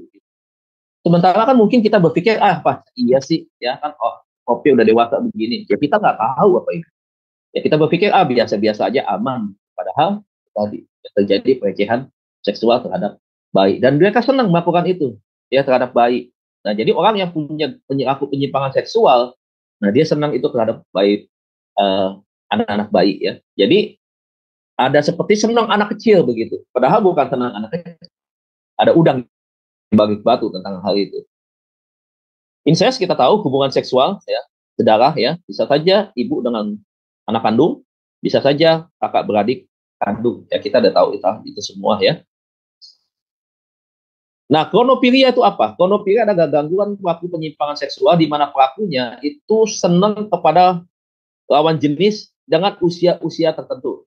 Misalkan, kalau ada laki-laki senang dengan anak perempuan usia 12 tahun, maka muncullah istilah cabe-cabean. Muncul lagi senang dengan anak yang 18 sampai 25 tahun atau 15 sampai 18 tahun. Sebut dengan ABG misalkan kayak begitu. Kalau yang di luar ABG dia nggak suka begitu. Ada juga tante-tante yang suka anak 20 tahun, 18 tahun. Mereka masuk di dalam kronofilia. Baik laki-laki maupun perempuan, mereka masuk di dalam gangguan penyimpangan perilaku seksual yang seperti ini. Ada klasifikasinya. Dan itu tadi, ya makanya ada istilah, om senang, ada istilah tante girang. Mereka bukan hanya orang yang senang jajan nih istilahnya Bapak Ibu ya. Bukan, tetapi mereka memang punya penyimpangan perilaku seksual di mana mereka senang dengan usia-usia tertentu begitu. Ya, nah ini ada penggolongannya ya seperti itu. Nah itu disebut dengan chronopilia. Nih Bapak Ibu saya nggak bisa jelaskan semua karena waktu, tapi ada yang saya akan tekankan kemarin berkaitan dengan apa yang saya janjikan ya dengan pembahasan berikutnya tentunya. Ya, chronopilia ini saudara itu terbagi menjadi 4. Disebut dengan pedofilia, masuk di dalam chronopilia, kemudian hebefilia, ya, prevensi seksual terhadap anak-anak yang baru saja puber, ya. Kemudian epebofilia, prevensi seksual terhadap individu berusia pertengahan hingga akhir masa remaja, umumnya 15 sampai 19 tahun. Epebofilia ini masuk di kategori ABG. Pedofilia anak-anak, ya. Hebefilia ini masuk di dalam anak-anak yang teens, ya, tapi di bawah usia 15 tahun, ya begitu. Nah, tadi saya bilang, mohon maaf, istilah yang diumum dengan istilahnya disebut dengan cabai-cabean masuk dalam hebefilia, begitu. Nah, kalau masuk dalam telefilia, itu preferensi seksual terhadap individu yang sudah dewasa. Kalau sudah dewasa, kita tahu 30 sampai dengan 40 tahun, atau mungkin sekitar 25 sampai dengan 30-40 tahun, ya, 40 tahun. Nah, gerontofilia, preferensi seksual terhadap orang yang sudah lanjut usia. Nah, ini ya. Nah, ini gerontofilia. Nah, ini yang saya kemarin sampaikan. Kenapa bisa terjadi gerontofilia, saudara? Gerontofilia itu jangan dipikir bahwa ini laki-laki, ya. Laki-laki usianya masih muda, tapi senang dengan orang yang udah seperti neneknya. Kenapa bisa seperti itu, saudara? Nah, penyebabnya ada banyak. Penyebabnya ada banyak. Salah satunya adalah mungkin bisa saja ini anak yatim piatu, diasuh oleh neneknya. Dibesarkan oleh neneknya, ya. Kemudian karena sudah seperti mungkin bukan lagi seperti nenek, seperti anak dengan orang tua, ada kecintaan yang begitu besar terhadap si nenek ini. Satu kali mungkin ketika neneknya meninggal atau neneknya mungkin masih ada, tapi ketika dia sudah dewasa, dia siap untuk menikah, maka dia pengen ada wanita yang bisa ada di samping dia, yang model-modelnya mirip dan usianya seperti si nenek ini tadi. Jadi sengaja dia cari yang seperti itu. Dia nggak akan tertarik dengan anak-anak ABG. Dia nggak akan tertarik dengan perempuan-perempuan usia muda, bahkan seusianya dia tidak. Tetapi dia lebih senang kepada yang sudah tua seperti itu. Nah, mungkin kita menganggap hal yang wajar. Batas kekayaan. Sama ini kan begitu. Oh, itu jangan-jangan itu nenek kaya raya, dia pengen kekayaan doang. Bukan, Bapak Ibu. Bukan. Biasanya karena apa? Karena itu obsesinya dia. Pengen punya pasangan yang memang seperti neneknya dia. Dia nggak rela misalkan satu kali ditinggalkan oleh nenek ini kan.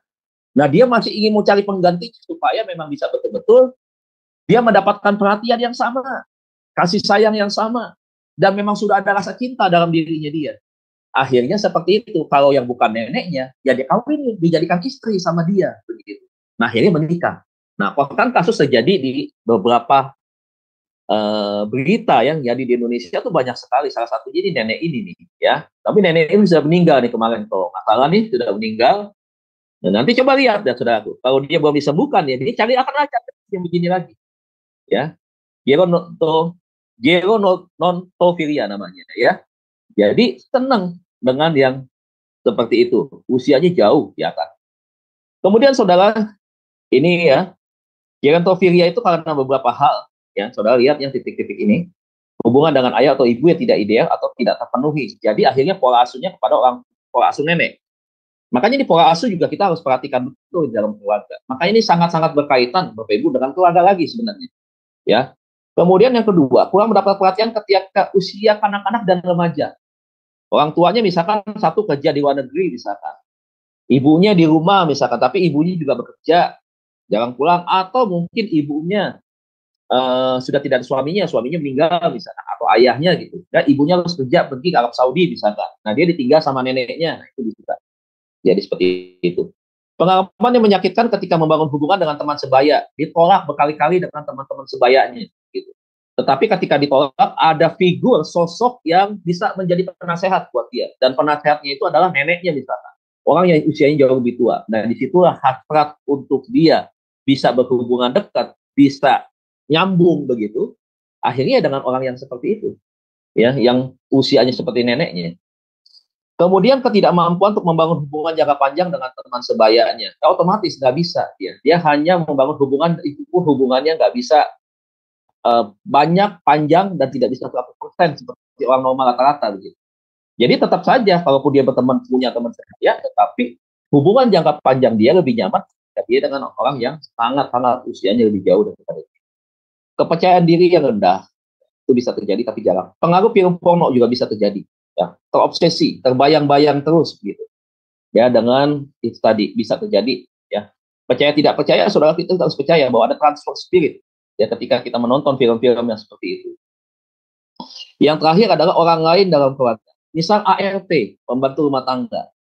Ya, dari kecil ya, dari usia mungkin ya SD begitu punya pembantu bibi ya, begitu bibi yang ngerawatin dia, ngurusin dia sakit, bibinya ambilin obat, dikerikin begitu ya, diantarin minumnya, kemudian makan disuapin seperti itu. Nah, itu bisa timbul hal-hal yang seperti itu.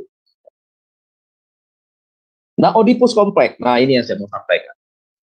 Ya, Oedipus kompleks itu adalah gangguan perilaku, penyimpangan perilaku seksual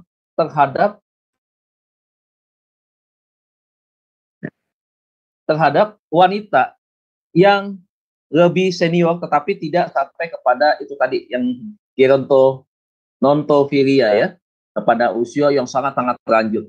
Tetapi ini masih sebatas seperti ibunya, misalkan begitu. Nah, ini ciri-cirinya. Oedipus kompleks itu pria cenderung mencari pasangan wanita yang menyerupai dengan sosok ibunya. Bisa juga misalnya pria menyukai wanita yang umurnya lebih tua, bahkan seumuran dengan ibunya. Oedipus kompleks itu untuk pria. Sementara untuk erekta kompleks itu untuk wanita. Jadi wanita muda senang dengan om-om begitu. Kenapa lebih suka menikah dengan om-om begitu? Nah, itu dia punya kelainan karena salah satunya adalah erekta kompleks.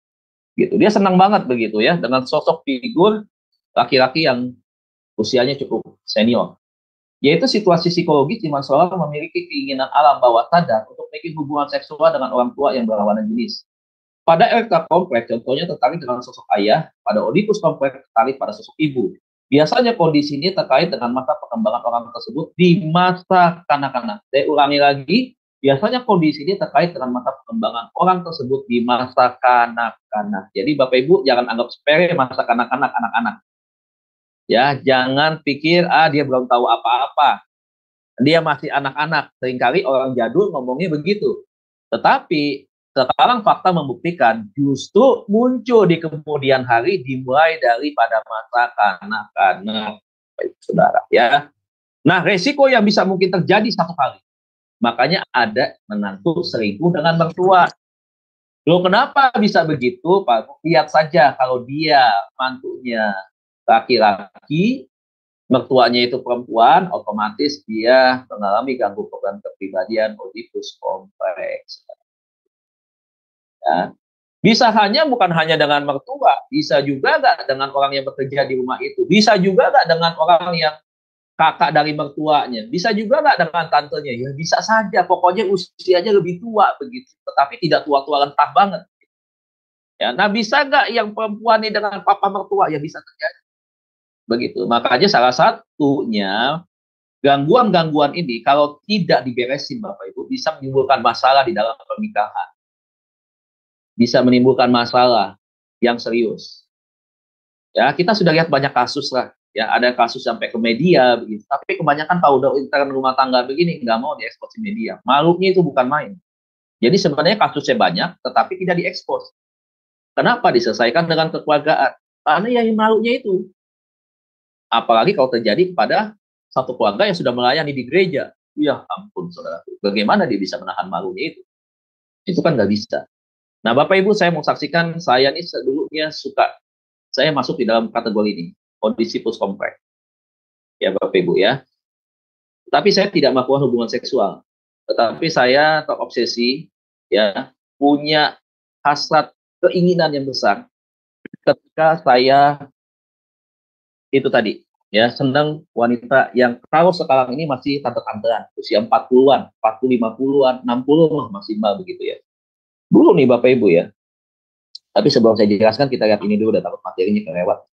Ya. Nah, kecenderungan ini muncul karena pola asuh ibu yang protektif terhadap anaknya. Ini karena bisa salah satu penyebab, tapi sangat kecil sekali, ya, sangat kecil penyebabnya ini. Walaupun ada, ya, Sigmund Freud bilang tuh, ya, Oedipus kompleks muncul ketika anak memiliki kedekatan yang amat kuat dengan ibunya, gitu. Kecil sekali, ya. Tetapi itu bisa menjadi bibit benih. Akibatnya anak tidak sanggup lagi lepas dari keterikatan pada ibu dan senantiasa membutuhkan perhatiannya. Ketika mencari pasangan hidup, pria ini akan mencari wanita yang menyerupai sosok ibunya, yang mengayomi, melindungi, salah satunya bisa diperoleh dari wanita yang umurnya lebih tua. Kalau ada pria yang seleranya menyukai wanita berumur lebih tua, bisa jadi dia kemungkinan memiliki Oedipus kompleks. Tidak ada batasan pasti berapa selisih umur yang bisa dijadikan sebagai patokan untuk menentukan seorang di antara Oedipus kompleks atau tidak. Yang jelas, kecenderungan seorang pria menyukai wanita yang lebih tua tidak selalu berkonotasi negatif. Saya ulangi, seorang pria menyukai wanita yang lebih tua tidak selalu berkonotasi negatif. Tetapi bukan berarti ini kita lepaskan begitu saja, kita biarkan begitu saja. Tidak juga, gitu ya. Kita pun perlu melayani, karena ini adalah bagian-bagian yang sebenarnya memang hal-hal yang seharusnya kita kembalikan kepada fase-fase yang normal begitu. Nyatanya ada pria yang menyukai wanita lebih tua dan akhirnya mampu membangun hubungan tangga bahagia. Ada juga yang begitu. Kita nggak bisa pungkiri, kita fair aja.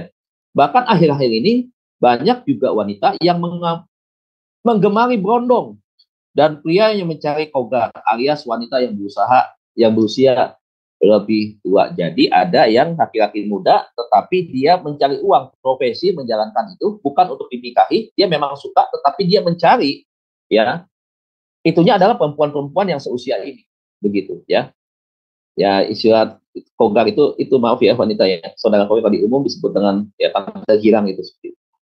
Nah, saudaraku, ini penyebabnya ya. Kasih sayang orang tua, ibu ayah yang berlebihan terhadap anak bisa menyebabkan Oedipus kompleks.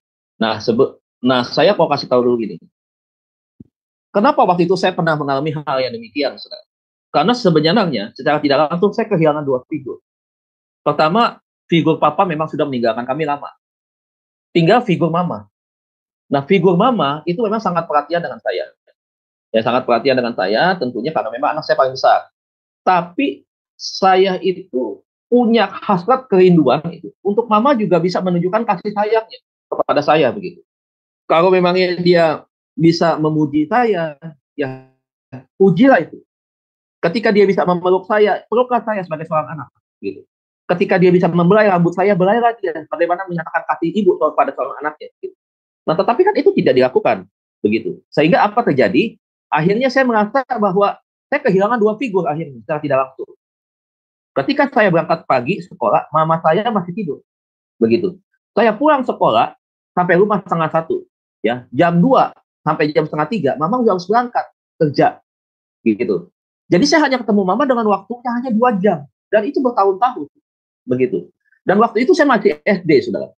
Makanya tadi saya katakan, lihat nih, semua juga ahli psikologi mengatakan pada masa kanak-kanak itu terjadi. Nah, saudara, apa yang terjadi? Saya mulai muncul rasa keanehan pada waktu itu. Dari mana keanehan itu muncul? Saya suka banget dengan artis-artis zaman dulu, apalagi yang namanya Dewi Cynthia Dewi, gitu. Ya, kemudian Cynthia Malamis pada waktu itu, Meriam Bellina pada zaman-zaman 80-an, Rima Melati dulu. Ini Bapak Ibu nih, ya, saya waktu itu akhirnya saya suka cari buku majalah Femina. Waktu itu saya temukan buku Femina. Nah, mereka menjadi model, tapi bukan yang porno, bukan. Mereka yang pakai pakaian biasa, mereka pakai model kebaya, pakai model apa gitu, ibuan banget gitu ya. Itu saya sobek tuh Bapak Ibu. Saya sobek. Saya sobek, gitu saya kumpulkan begitu ya, wanita-wanita yang terobsesi di dalam pikiran saya pada waktu itu, ya. Saya suka sekali itu, mereka-mereka yang udah senior usianya pada waktu itu.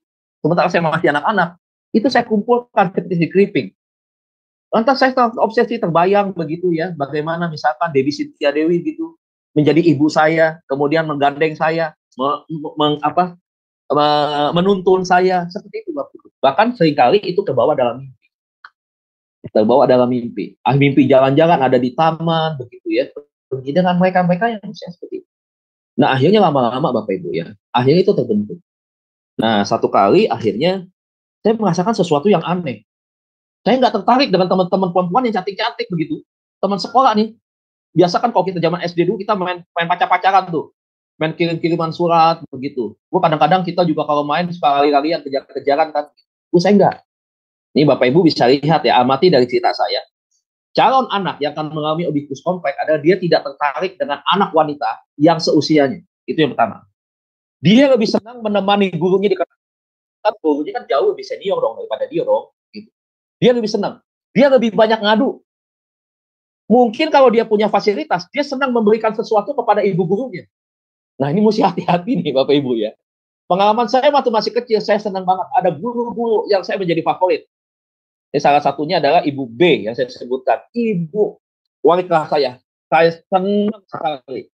Bahkan saya pura-pura minta diajarkan les sama dia. Udah punya kepikiran begitu. Anak SD, kelas 5 menuju kelas 6, saudara. Ya, keinginan pengen dekat dengan guru B saya itu, yang namanya Ibu B itu setiap hari. Bisa begitu. Memang tidak ada pelaku penyimpangan seksual, maksudnya saya melakukan tindakan senonoh, begitu. Tidak. Tapi ada keinginan, aduh, kalau dia ketemu nih dengan teman-teman saya nih, misalkan teman saya nanya-nanya pelajaran, itu saya cemburu, Bapak Ibu. Saya cemburu ibu ini didekati oleh teman-teman kuliah saya yang lain. Itu bisa begitu. Ya, jadi saya tuh nggak rela begitu. Makanya kadang-kadang saya nggak suka dengan si A, si B begitu. Nah, saya berusaha satu kali pengen penampilan saya lebih ganteng dari teman saya begitu. Jadi dandanan jadi lebih rapi supaya ibu guru saya ini nggak beralih ke teman pria yang lain begitu. Padahal kan teman pria lain kan dia biasa aja, dia nggak sama seperti saya begitu. Tapi buat saya itu kan sebuah ancaman. Buat saya ini sesuatu hal yang sangat berbahaya nih begitu. Jadi saya timbul rasa cemburu begitu. Nah, Bapak Ibu ini berlangsung cukup lama ya. Satu kali akhirnya ketika saya di SMP saya masih. Nah, ketika teman-teman terima rapot ya, mama-mamanya datang itu cantik saudara, cantik Bu. Saya tuh suka liatin, saya suka datang pagi-pagi. Saya suka liatin, saya suka lihat mamanya tersenyum begitu ya. Kadang-kadang pakai hak tinggi sepatunya begitu ya. Kemudian pakai celana panjang jeans begitu, pakai kemeja tangan panjang, ya dandan pakai make up full begitu ya. Kemudian pakai anting, kacamata, jam tangan, cincin emas, kalung emas begitu. Parfumnya wangi-wangi. Wih, saya senang sekali memandang mereka itu. Saya senang melihat, waduh, ada teman-teman mama-mama saya cantik-cantik ya begitu ya. Nah, saya kalau ngambil rapot pada zaman itu bukan mama saya. Yang ngambil siapa? Om saya. Om mampir dulu ke sana. Kadang-kadang mau kerja, jadi minta duluan begitu untuk ambil rapot. Nah, saya selalu tungguin tuh Bapak Ibu sampai siang. Sampai selesai semua. Baik ibu-ibu teman sekelas saya maupun yang bukan. Untuk ambil rapot. Saya fair cerita ini Bapak Ibu ya. Bukan sesuatu hal yang membuat harga diri saya. Tidak. Tetapi kenapa? Seringkali saya bercerita tentang hal ini. Supaya ini menjadikan sebuah pembelajaran. Dampak masa lalu yang saya alami karena kehancuran sebuah rumah tangga orang tua bisa berefek kepada anak. Dan efeknya itu bisa macam-macam. Makanya kenapa Tuhan bilang, apa yang dipersatukan Tuhan tidak boleh diceraikan oleh manusia. Kenapa? Bukan hanya bicara soal covenant, tetapi berbicara tentang bagaimana akhirnya keluarga bisa menjadi sumber, bukan menjadi sumber berkat, tetapi menjadi sumber dosa, sumber kutuk.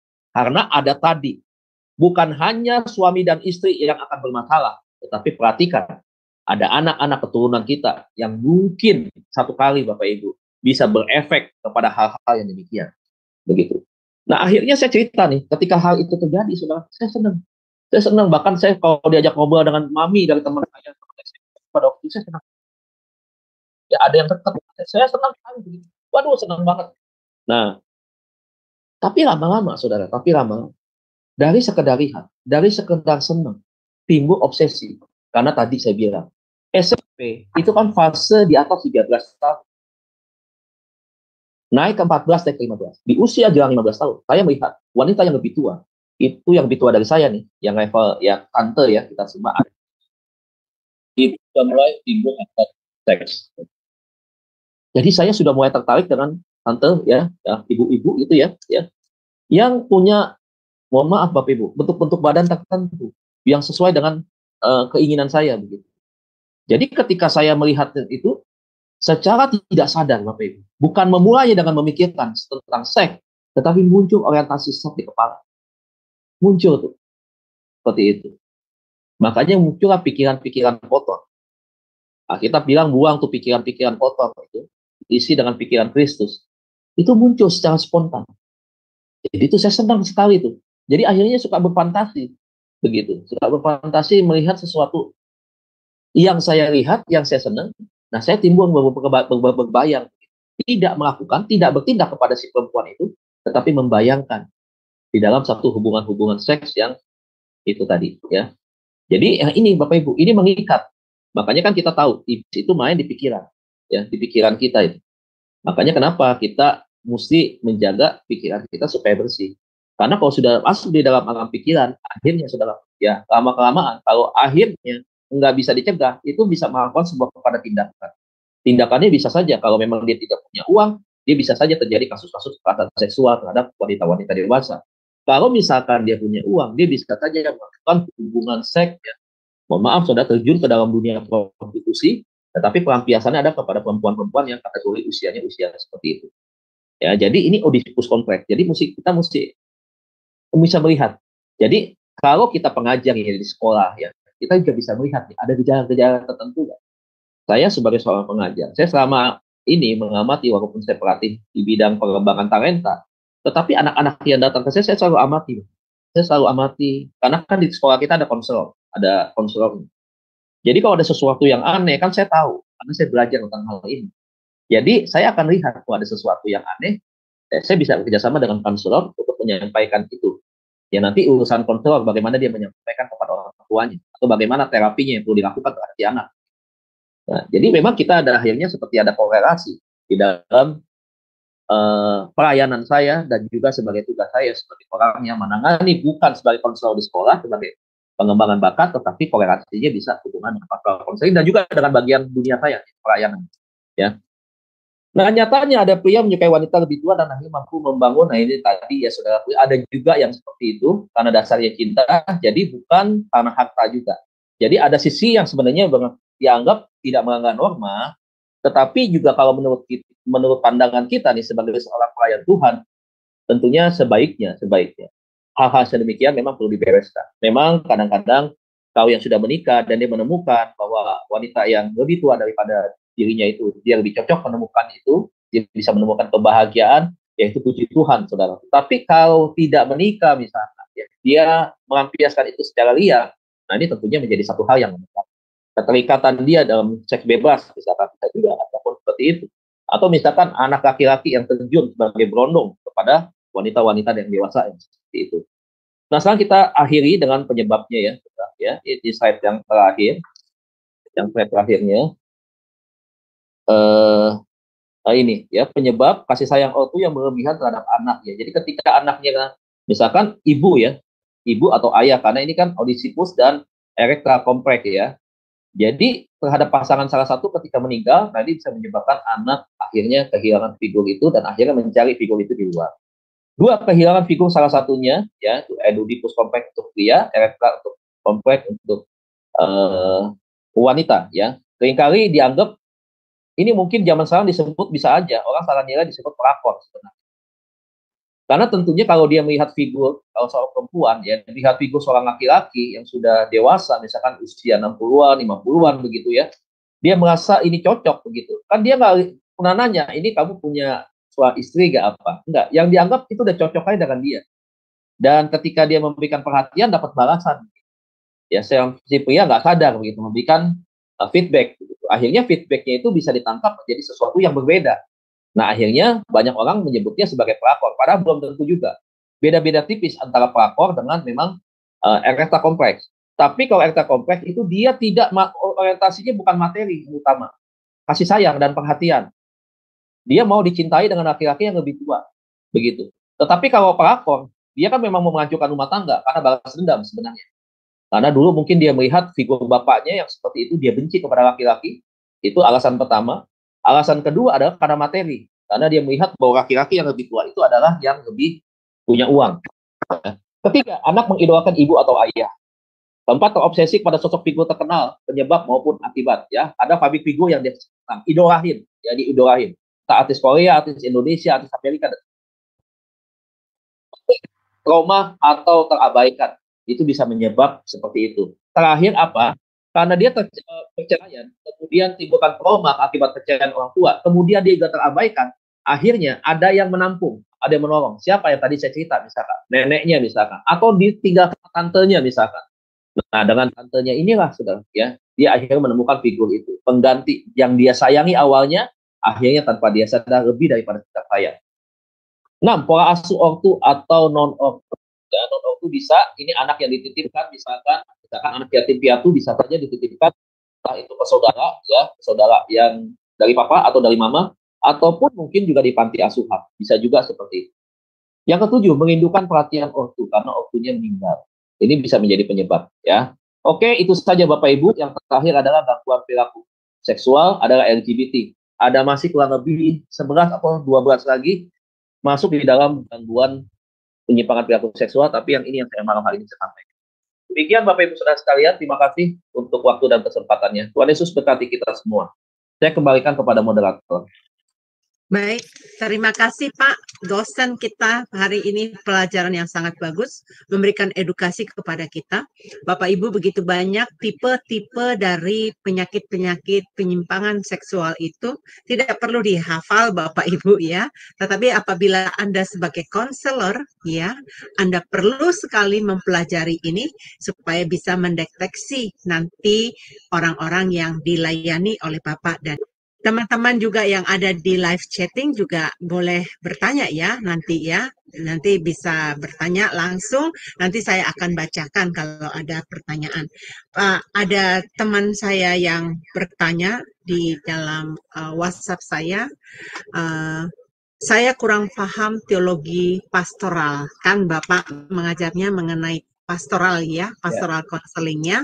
Kemudian dia itu belajarnya di bagian hermeneutik katanya gitu.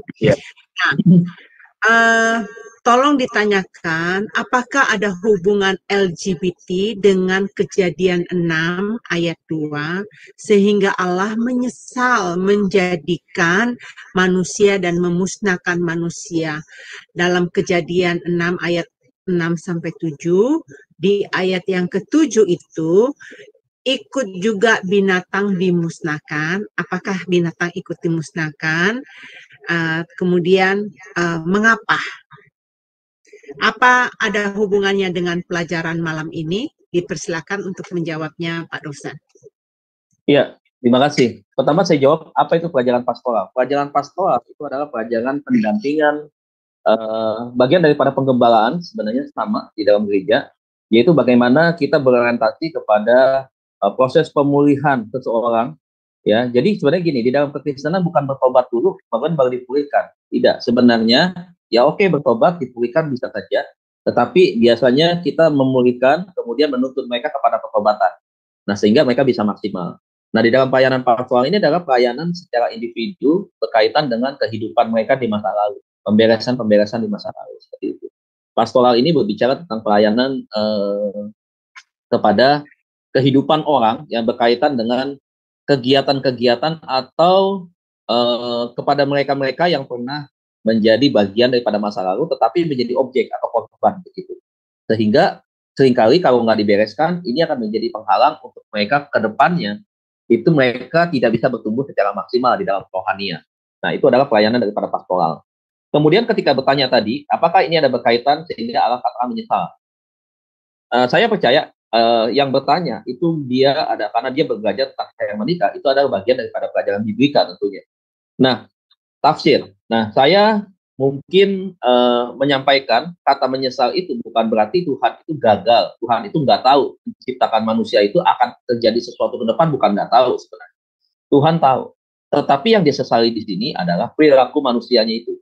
Perilaku manusia itu yang karena kejahatan manusia ya sampai melakukan hal-hal yang tidak wajar. Makanya kan ditulis ya Alkitab, mereka menggantikan persetubuhan-persetubuhan yang tidak wajar. Nah, tadi ditanya, kenapa itu dijadikan pemusnahan oleh Tuhan? Ya, Tuhan menghukum seperti itu. Karena memang sudah sangat menjijikkan kejahatan pada waktu itu berkaitan dengan Sodom dan Gomora. Apakah yang LGBT sekarang misalnya sama dengan hal yang dulu? Sama sebenarnya, sudah ada begitu.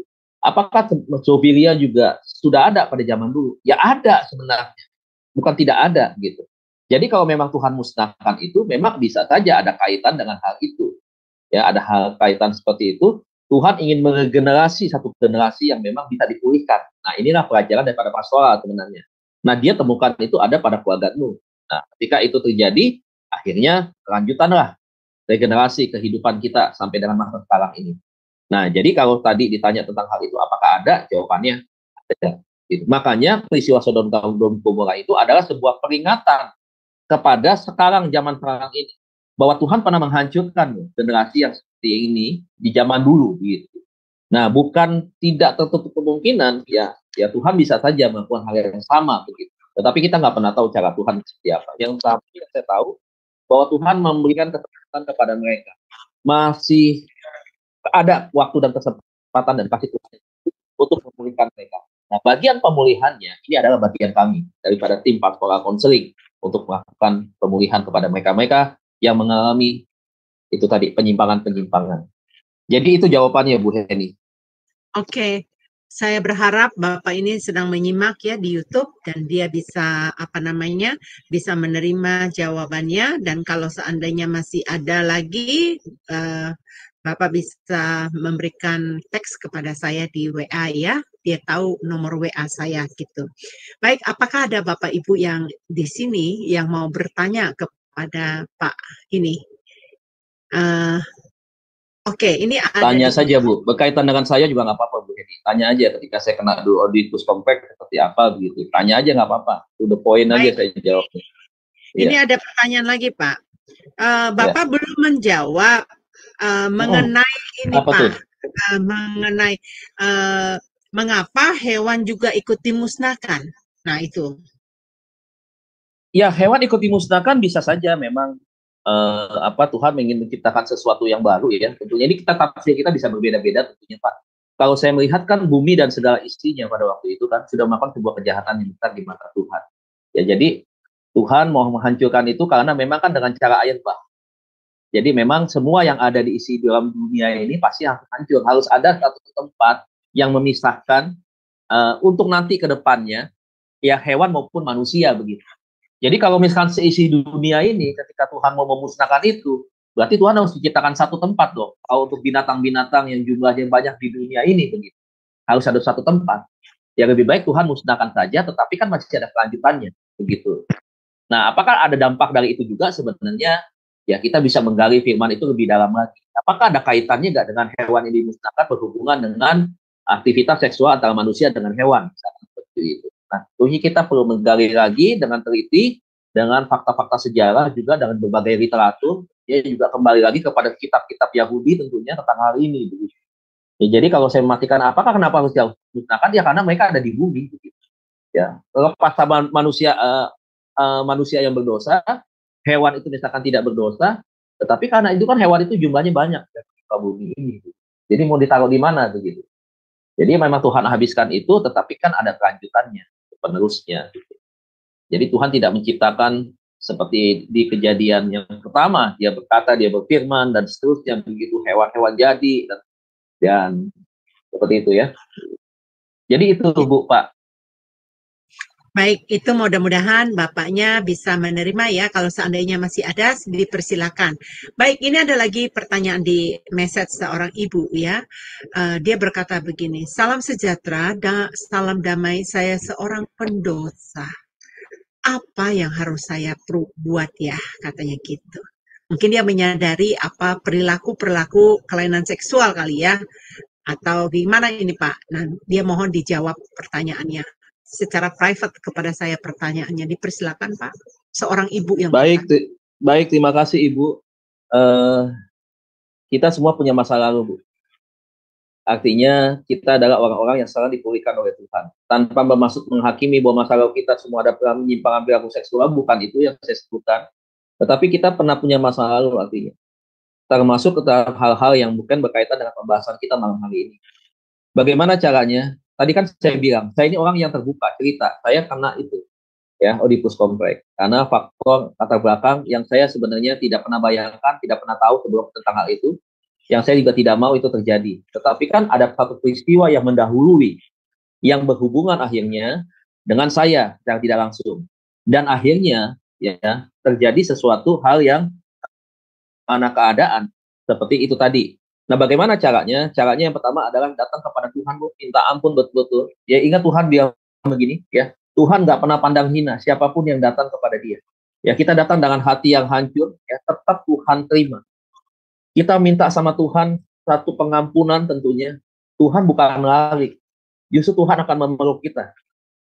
Indahnya pertobatan di dalam Tuhan, pemulihan di dalam Tuhan adalah Tuhan selalu melihat apapun yang kita kerjakan.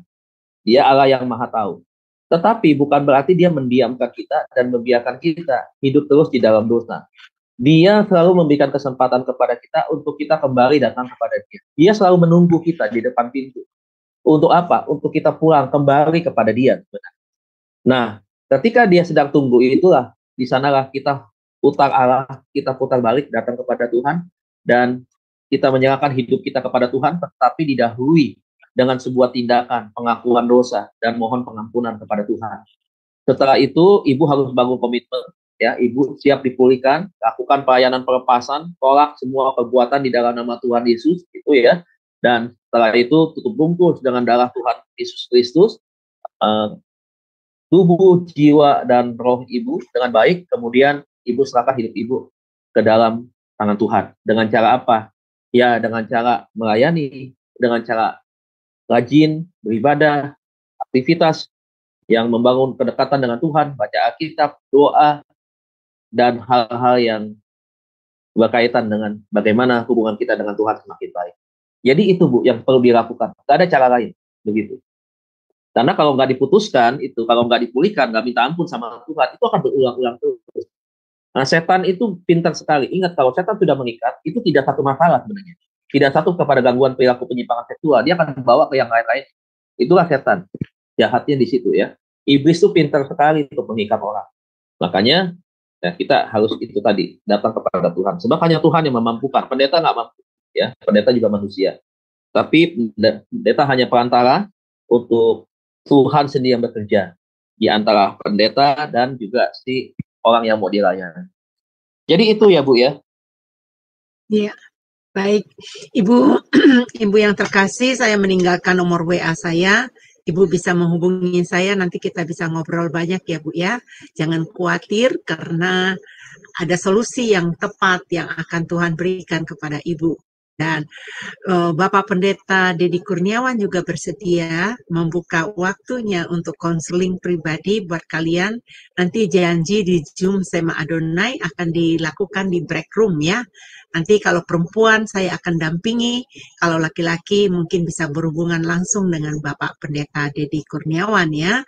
Dan Bapak Ibu masih adakah pertanyaan lain, dipersilakan. Kemudian ada lagi pertanyaan nih Pak.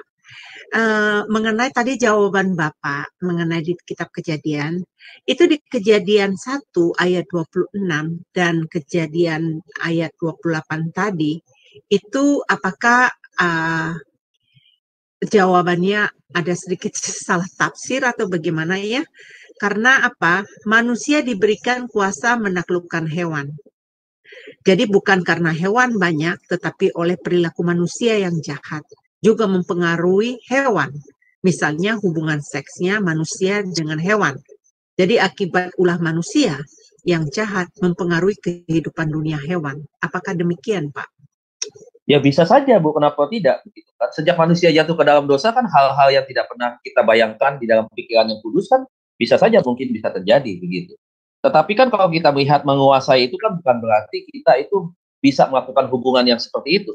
Masa iya itu pikiran dari Tuhan? Kalau kita pikir itu, Kejadian 1, 26, 27. Yang Tuhan mau adalah bagaimana kita berkuasa itu. Artinya status kita sebagai manusia itu adalah lebih tinggi daripada hewan. Begitu. Nah, Tuhan menciptakan kita itu berkuasa untuk maksudnya apa? Kita bisa saja. Misalkan, kalau zaman dulu kan manusia baru pertama kali makan daging itu, ya kan? Artinya kita berkuasa dalam hal itu untuk mengatur mereka. Untuk mengatur itu, untuk bisa menjaga mereka, merawat mereka, untuk bisa mengembangkan mereka, begitu kan? Nah, itu adalah bagian-bagian yang Tuhan kasih kepada manusia untuk menaklukkan itu. Makanya tadi saya bilang kita perlu belajar lagi pada bahasa-bahasa aslinya untuk kita bisa melihat kata menaklukkan itu apa, gitu. Nah, itu adalah bagian daripada proses biblika dan hermeneutik sebenarnya kita belajar, gitu. Nah, itu bisa saja, tetapi bukan berarti kita bebas, kita bisa berhubungan dengan hewan, bukan itu. Bukan, ya, karena Tuhan pasti yang kata taklukan itu adalah sesuatu yang positif pasti, bukan sesuatu yang negatif begitu. Nah, akibat dosa bisa saja itu terjadi seperti itu. Bisa, karena kan yang sudah mengendalikan sudah bukan Tuhan, ketika manusia jatuh di dalam dosa kan, yang mengendalikan siapa? Yaitu tadi ya, oknum yang lain begitu. Makanya kelakuannya bukan kelakuan yang secara manusia biasa nih, hal-hal yang terpuji begitu. Karena sumbernya bukan dari pribadi yang agung dan yang terpuji, bukan gitu. Jadi bisa saja Bu seperti itu Bu ya. Bisa ya. Tapi mungkin oke lah Bapak Ibu punya pandangan yang lain tentang hal ini ya. Tetapi oke lah. Mungkin nanti kita bisa melihat dan membahas kasus ini dari para ahlinya di bidang biblika atau hermeneutik ya. Untuk hal ini kalau dapat jawaban dari saya mungkin kurang puas, mungkin bisa bertanya, ajukan kepada para pengajar yang memang pakar di bidangnya. Kalau saya sempat berpikir begini Pak, manusia itu kan diberikan otoritas sama Tuhan. Adam ya di Taman Eden dia diberikan otoritas sama Tuhan untuk memberikan nama dan mengurus binatang-binatang segala macam gitu kan. Nah sebenarnya Tuhan itu menciptakan binatang itu untuk menjadi pelengkap ya untuk kebutuhan manusia itu sendiri gitu. Saya juga melihat dari penyimpangan tadi itu mengenai sama binatang ya, itu sangat sadis sekali seksualiti yang diperlakukan terhadap binatang gitu ya. Tadi ada lagi bagian lain, saya ada lebih dari 15 jenis kelainan seksual ya gitu. Nah saya pikir ini berdasarkan menurut saya karena kita tidak tahu mana yang benar. Manusia itu tidak tahu mana yang benar. Jadi labilnya manusia itu sehingga terjadi kegangguan mental itu tadi. Itu kan semua penyakit-penyakit yang Bapak sebutkan ini kan penyakit jiwa ya Pak ya, kalau setahu saya ya. Iya betul, sudah kejiwaan Bu. Sudah kejiwaan sudah terganggu. Betul, kegangguan jiwa ya gitu. Nah, berarti orang tersebut itu tidak memahami kebenaran firman yang sebenarnya. Jadi mereka terhanyut dengan fantasi mereka tidak menguasai itu. Nah, saya melihat dari semua jenis ini, menurut saya Pak, ini benar apa enggak? Selaku manusia itu memang harus menguasai dan mengerti kebenaran firman. Kalau tidak mengerti kebenaran firman, celaka. Tadi pagi, ada seorang wanita yang menelpon saya. Dia bertanya, saya sudah berapa tahun di Amerika? Saya katakan, saya sudah lebih dari 21 tahun di Amerika. Apakah sudah menikah? Saya bilang, saya menjanda sampai saat ini. Kenapa tidak menikah? Saya bilang, wah, kalau di Amerika ini, kalau kamu mau menikah, itu sulit sekali untuk mencari pasangan baru. Saya sudah mencoba beberapa kali, tetapi mereka menuntut hubungan seksual sebelum menikah.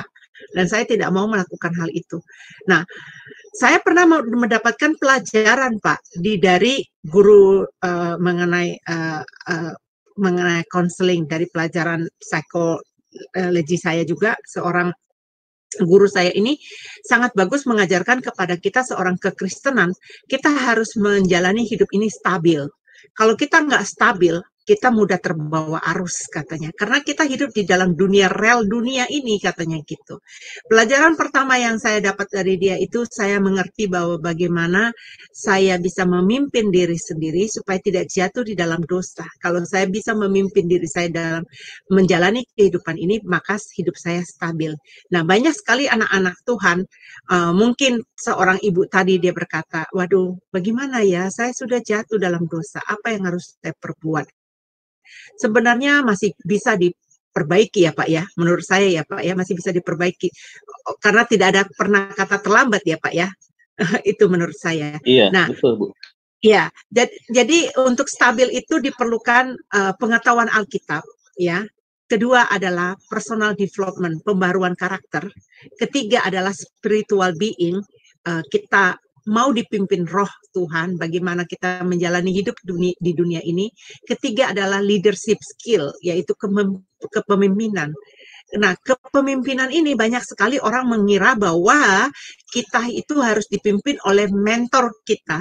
Kita harus dipimpin oleh gembala sidang kita atau dosen-dosen kita atau banyak sekali lah ketua komsel atau segala macam gitu.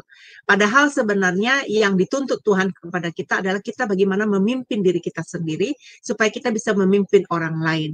Nah, saya lihat Pak dari pelajaran yang saya dapatkan ini krisis orang ini tidak bisa memimpin dirinya sendiri, Pak. Makanya dia jatuh di dalam penyimpangan seksual ini terjadi. Ini saya punya teman, Pak.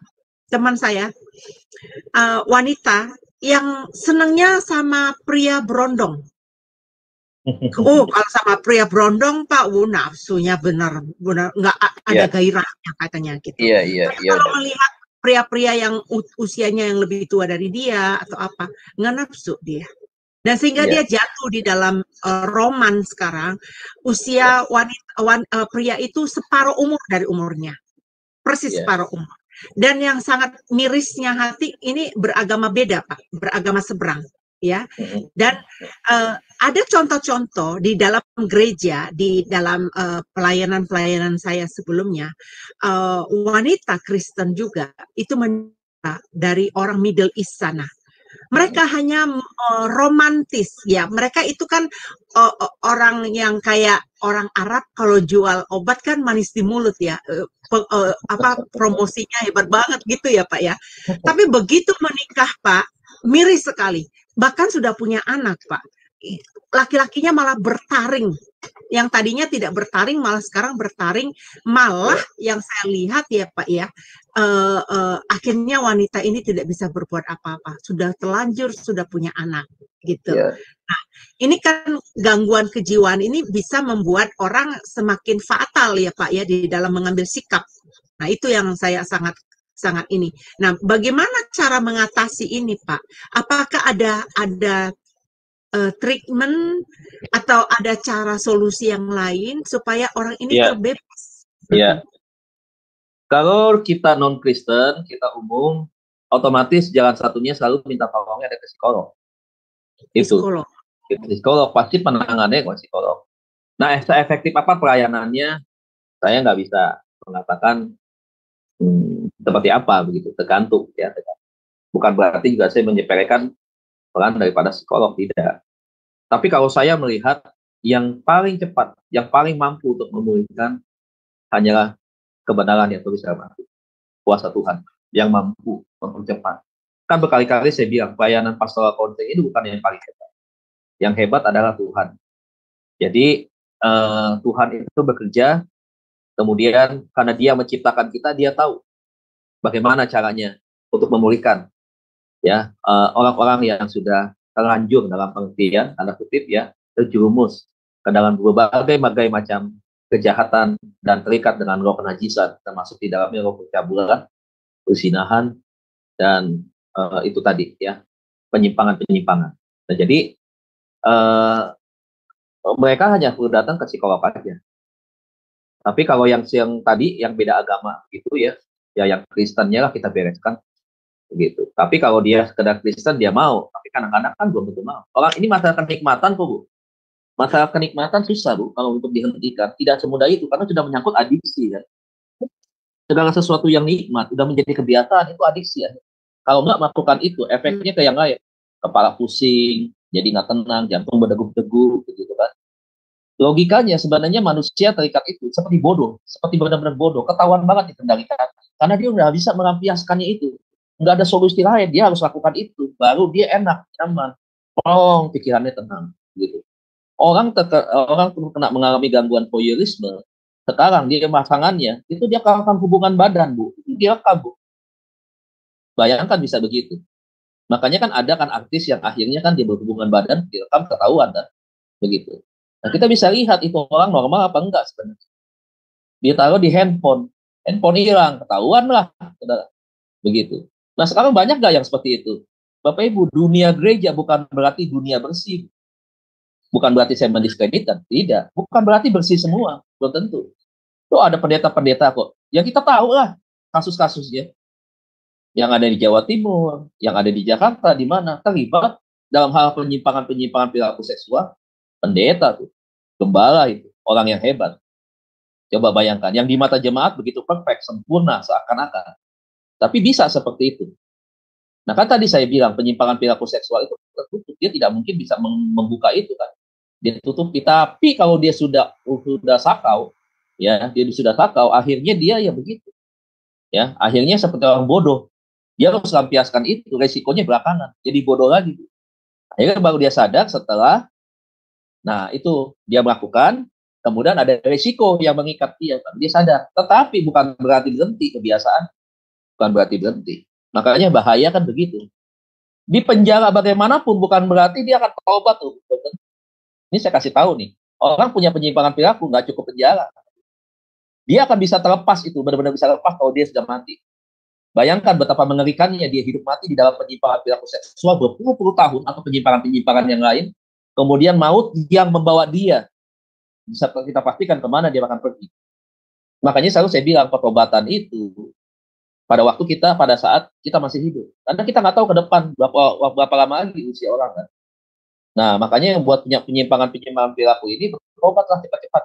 Gitu. Selama masih punya waktu dan kesempatan untuk bisa memperbaiki diri. Dan bukan berarti nggak bisa. Bisa, Tuhan kita terlalu hebat. Kecil yang urusan begituan. Kecil, gitu. Jadi dia bisa mengembalikan kita. Bejana yang rusak, itu dia bisa perbaiki lagi. Dia bisa siram air lagi. Dia bisa hancurkan lagi, diproses, dibanting, diinjak-injak, saudara.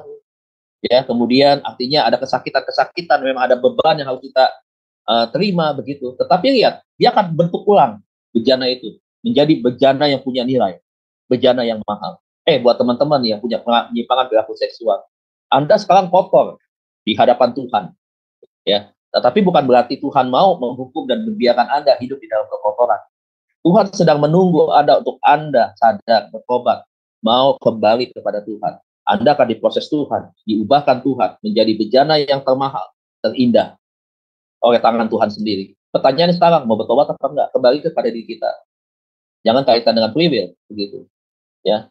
Ya, yuk kita kembali. Mau bertobat apa enggak? Ya, sekarang orang masalahnya apa? Enak, Bu. Segala sesuatu penyimpangan seksual ini enak, Bu.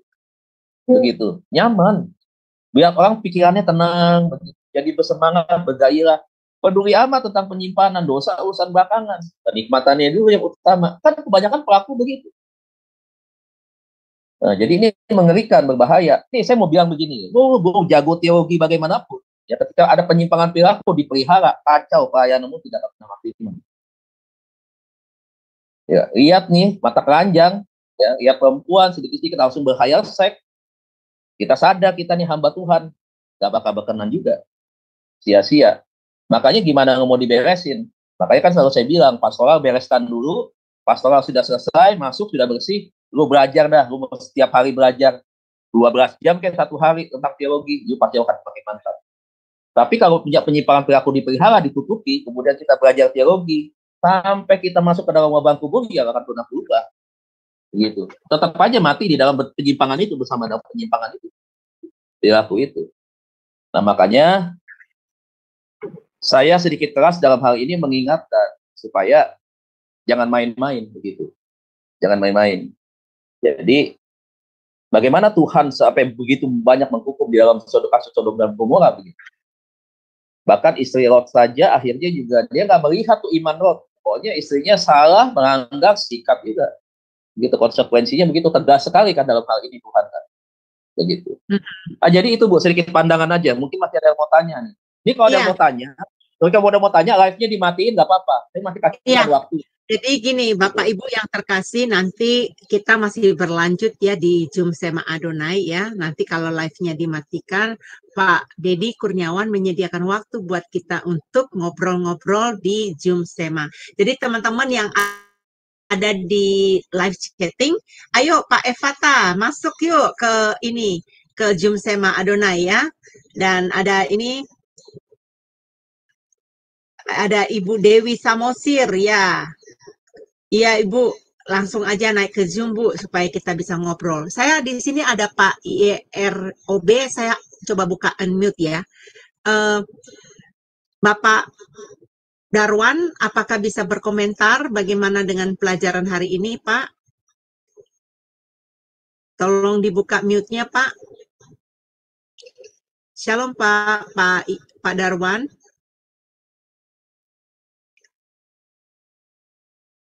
Ya, ini masih di mute ya, Pak.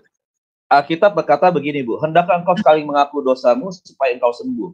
Mengaku dosanya kepada siapa? Pertama kepada Tuhan. Yang kedua kepada hamba Tuhan yang memang Tuhan percayakan untuk hal itu. Jadi bukan mengaku dosa gitu kita publikasi ke pasar, kemana bukan. Tapi maksudnya hal yang ditangkap adalah bagaimana kita mengaku. Hendakkah engkau mengaku dosamu? Dosa apa sih? Ya macam-macam dosa lah, termasuk dosa-dosa yang model-model begini kan. Betul. Begitu. Supaya kau sembuh. Pulih maksudnya. Normal kembali. Iya maaf Pak, saya mau coba tanya Bang Navape, ada sesuatu yang ingin disampaikan Bang Navape dari pelajaran malam ini? Silakan. Iya, silakan Bang.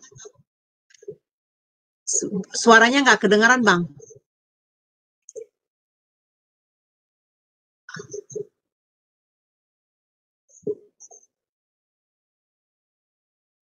Nggak kedengaran Bang suaranya. Nggak kedengaran. Sekarang tidak kedengaran juga? Sekarang barusan kedengaran. Ya, sekarang barusan. Silakan Bang Navape. Oh iya. Terima kasih Sister untuk waktunya. Ya. Tadi saya mendengarkan ya panjang lebar tentang penjelasan tentang penyimpangan-penyimpangan yang begitu banyak, dan itu juga belum semua yang terlihat. Saya berdoa sebagai seorang yang dulu pernah jadi korban, jadi pelaku, dan pernah mengalami salah satu penyimpangan dari yang disebutkan kurang lebih 15 tahun. Itu bukan suatu waktu yang singkat. Dan untuk bisa mendapatkan roh pertobatan itu tidak seperti mujizat yang satu hari selesai. Jadi saya berdoa untuk kita semua menjadikan ini jangan stop cuman sampai ini sekedar informasi, tetapi biarlah di hati kita mempunyai beban untuk mengecek minimal keluarga kita di rumah, dan kalaupun ada yang seperti itu, kita berusaha untuk menerima mereka, tapi menolak perbuatannya dengan harga yang mahal untuk dibayar. Saya untuk mendapatkan roh pertobatan untuk satu item penyimpangan itu saja butuh proses 2 tahun untuk bisa mendapatkan roh pertobatan ini, karena ini kedagingan yang ditunggangi oleh roh-roh jahat. Kalau kedagingan itu nggak bisa ditengking, hanya bisa diusahakan dengan usaha yang sangat keras dengan pimpinan Roh Kudus. Kalau cuma sekedar mendengar akan sia-sia, karena korbannya semakin banyak. Barusan saya juga mendengar bahwa ada salah satu gereja besar, orang tuanya menjadi kanseler pernikahan, tapi anaknya melakukan seperti salah satu yang sudah disampaikan. Mungkin 2 item ya. Dia tukar-menukar pasangan, terus dengan anak kecil juga. Iya. Padahal orang tuanya kanseler di gereja besar untuk mengkonseling orang-orang yang menikah.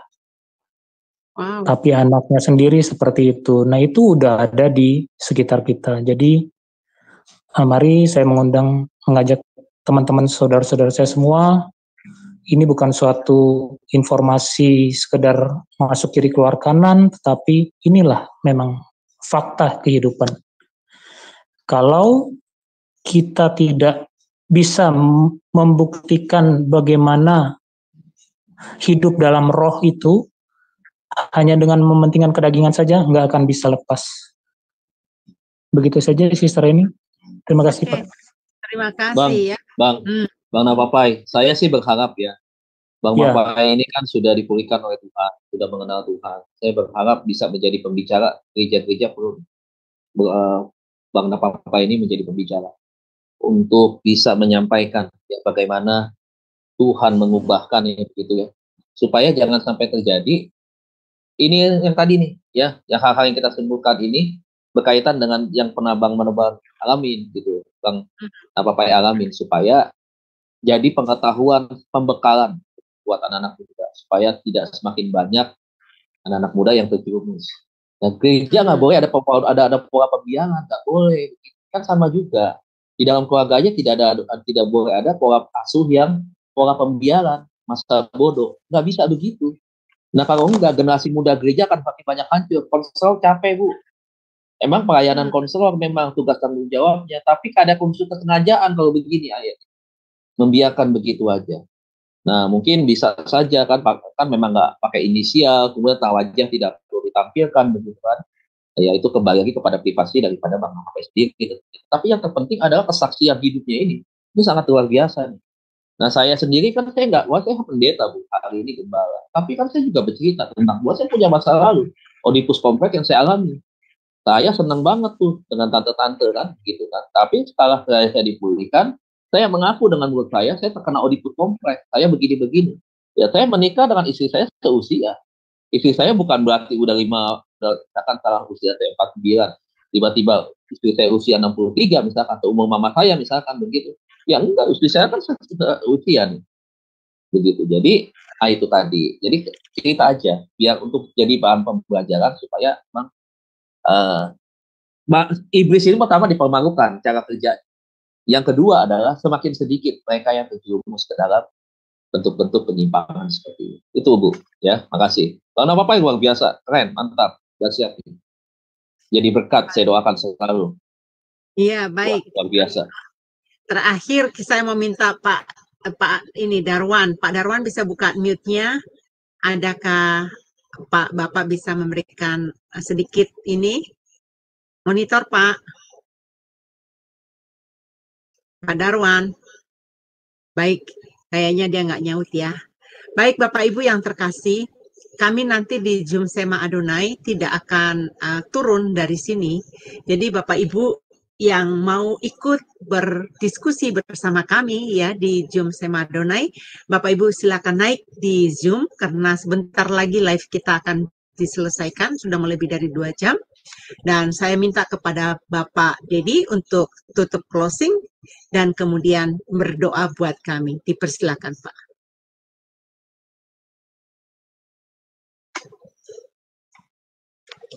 Suaranya nggak kedengaran, Pak. Di mute itu, Pak. Firman Tuhan berkata, kuduslah kamu sebab aku kudus. Dan barang siapa yang tidak kudus, maka dia tidak akan bisa berjumpa dengan Allah.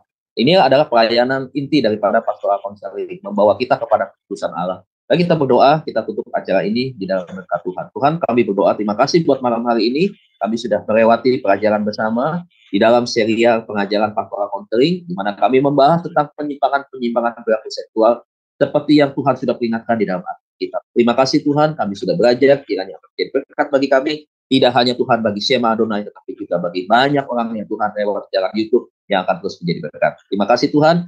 Saat ini kami akan melanjutkan aktivitas kami. Tuhan kiranya menolong dan menyertai kami. Mari Bapak Ibu angkat kedua tangan kita, terima berkat daripada Tuhan.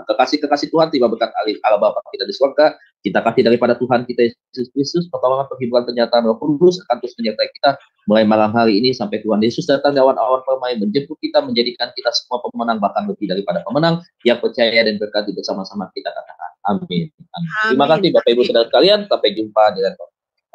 Baik, Bapak Ibu yang terkasih di dalam Tuhan, saya mengucapkan terima kasih dari Zoom Sema Adonai. Minggu depan, hari Sabtu depan, Bapak Pendeta Dedi akan melanjutkan pelajaran konseling ya. Jadi pelajaran berikutnya tunggu nanti pemberitahuan dari kami. Dan Bapak Ibu stay tune ya bersama kami. Sebentar saya akan ending dulu acaranya dan kita terus berdiskusi dengan Bapak Pendeta Dedi Kurniawan. God bless, Tuhan memberkati.